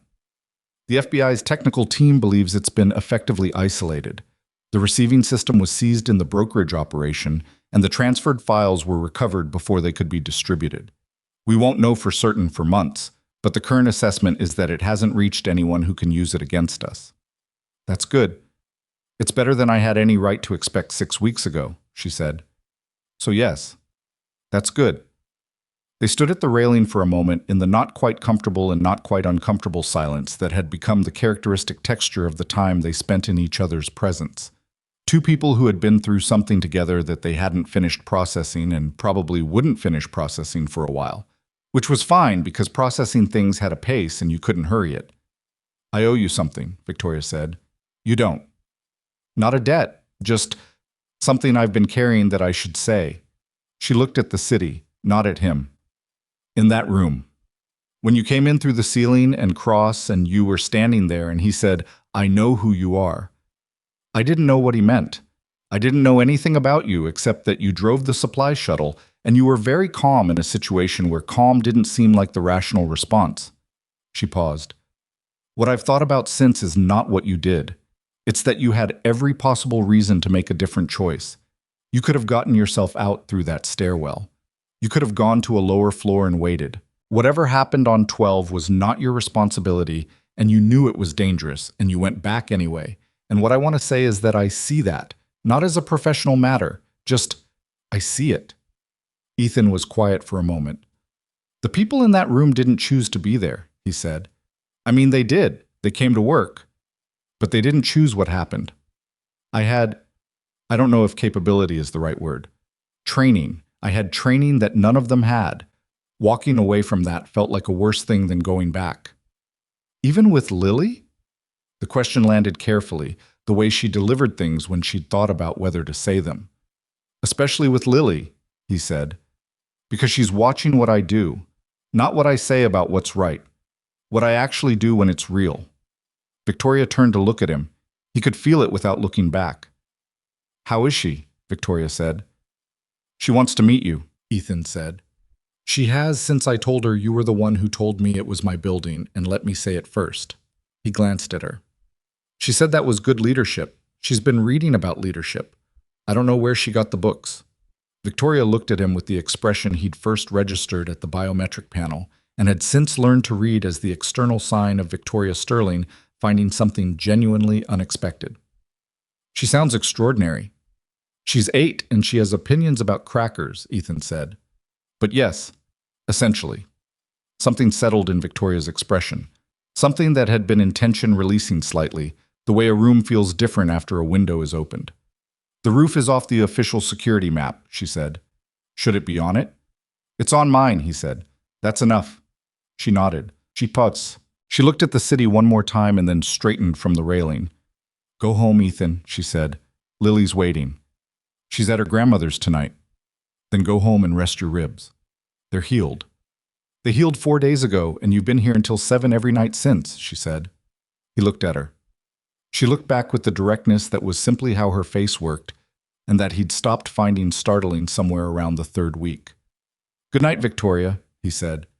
Good night, she said, and went back through the access door, and he stood at the railing for another 10 minutes in the quiet of a city doing its evening, which was neither dramatic nor small, just a city being what it was. He had gone to the bridge once, in the years since. Not the bridge, a different bridge, in a different city. In the 2nd year after his discharge, when Lily was 6 and staying with his sister for a long weekend, and he'd driven 4 hours to stand somewhere near water and think in the particular way he needed to think, which required open space and the movement of things larger than himself. He'd stood on that bridge for an hour and thought about Yusuf and Garrett and the call he'd made and all the alternative calls he'd failed to make, and then he'd driven back. He hadn't arrived at anything, exactly. That was the thing about the bridge. It wasn't a question with an answer. It was a fact with weight. And the question wasn't how to resolve it, but how to carry it without letting the weight collapse everything else. He'd carried it wrong for a while. He'd carried it better after Lily. He'd carried it differently since the morning on 12, when something Cross had said at the conference room door had lodged in a place he was still examining. Not because it absolved anything, but because it named something true, which was that the moral weight of a decision and the outcome of a decision were not always the same calculation, and that confusing them was its own kind of error. He was not fixed. He knew this about himself with a clarity that had come from stopping pretending otherwise.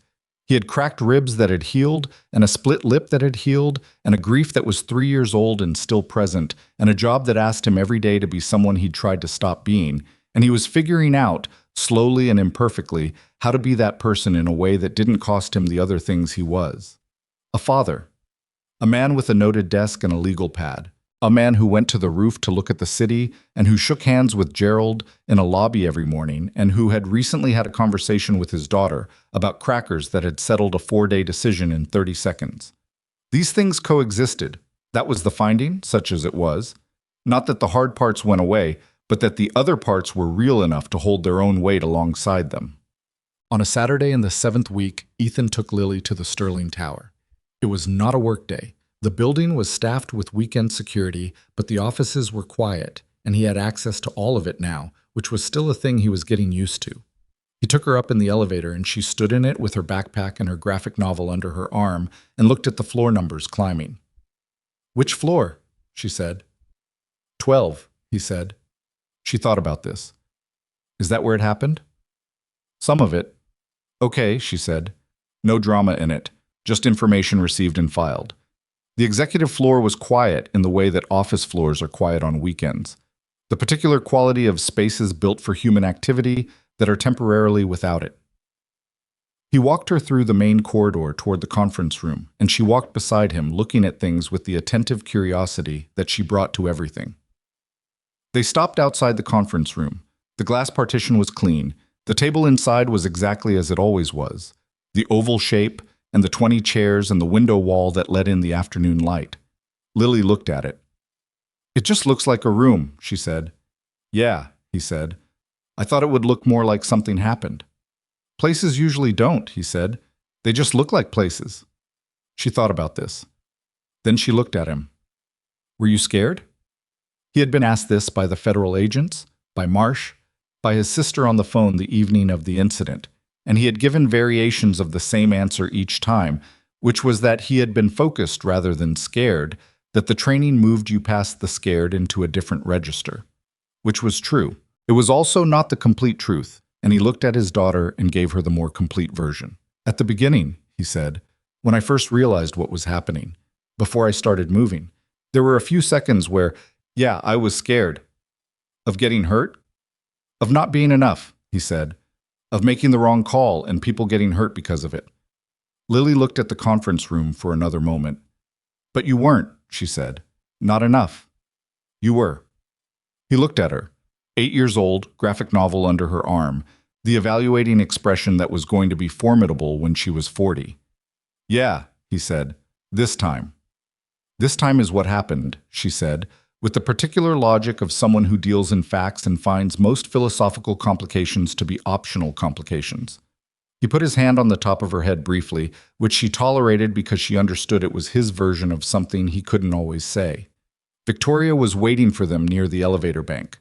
She had come in on her own time, which he hadn't asked her to, and which she had apparently decided to do anyway.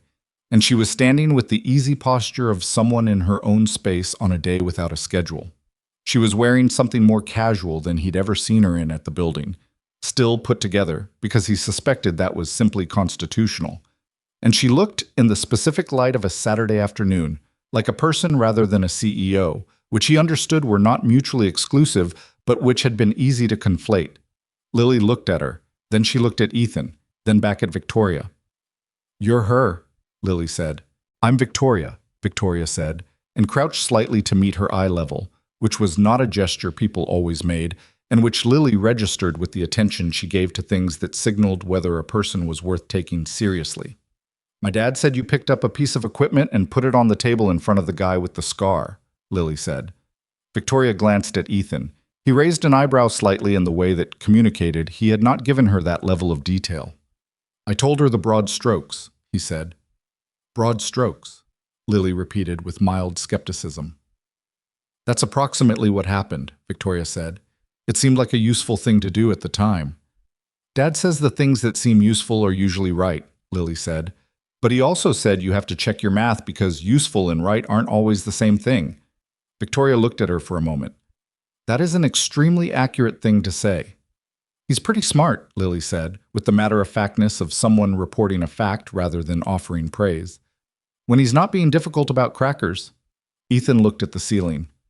"I don't know what that means," Victoria said. "It means he's a fruit person when I want crackers," Lily said. "It's a whole thing." Victoria stood back up and looked at Ethan with the expression he had learned meant she was genuinely entertained but was not going to give him the satisfaction of showing all of it. "Fruit is fine," she said to Lily, "but crackers have their place." Lily looked at Ethan. The look said, "See." "Noted," Ethan said. They took the elevator down together, Lily between them asking Victoria questions about the building with the focused directness of someone conducting an actual interview, and Victoria answering them with the same directness. And Ethan stood in the elevator listening to his daughter and this woman talk about structural load-bearing and whether the windows could open and how many people worked on each floor, and he felt something that he didn't immediately have a word for. It wasn't happiness exactly, though it was near that. It was more like the sensation of realizing that something you thought had a fixed shape had more room in it than you'd accounted for. That the life you'd built in the aftermath of the thing that broke you was not just a smaller version of the life before, but something with its own actual dimensions, which you couldn't fully see until you stopped keeping the inventory of what was missing and started looking at what was there. He had a daughter who would probably be a formidable person, if she wasn't already. He had a job that used the parts of him he'd spent 3 years trying to put away, and asked him to use them for something that mattered. He had cracked ribs that had healed, and a bridge he visited occasionally in his memory and left without resolution and carried forward without pretending it resolved, which was the honest version of how grief actually moves. He had this elevator, and these two people, on a Saturday afternoon in a building he had walked through for 3 years without being seen and now knew better than anyone. The doors opened on the lobby. Gerald was at the front desk. He'd come in on his day off for reasons he hadn't explained, which Ethan suspected had something to do with the weekend security staff not having his particular 11-year understanding of the building's rhythms. Gerald looked at the three of them coming out of the elevator and nodded once. Ethan nodded back.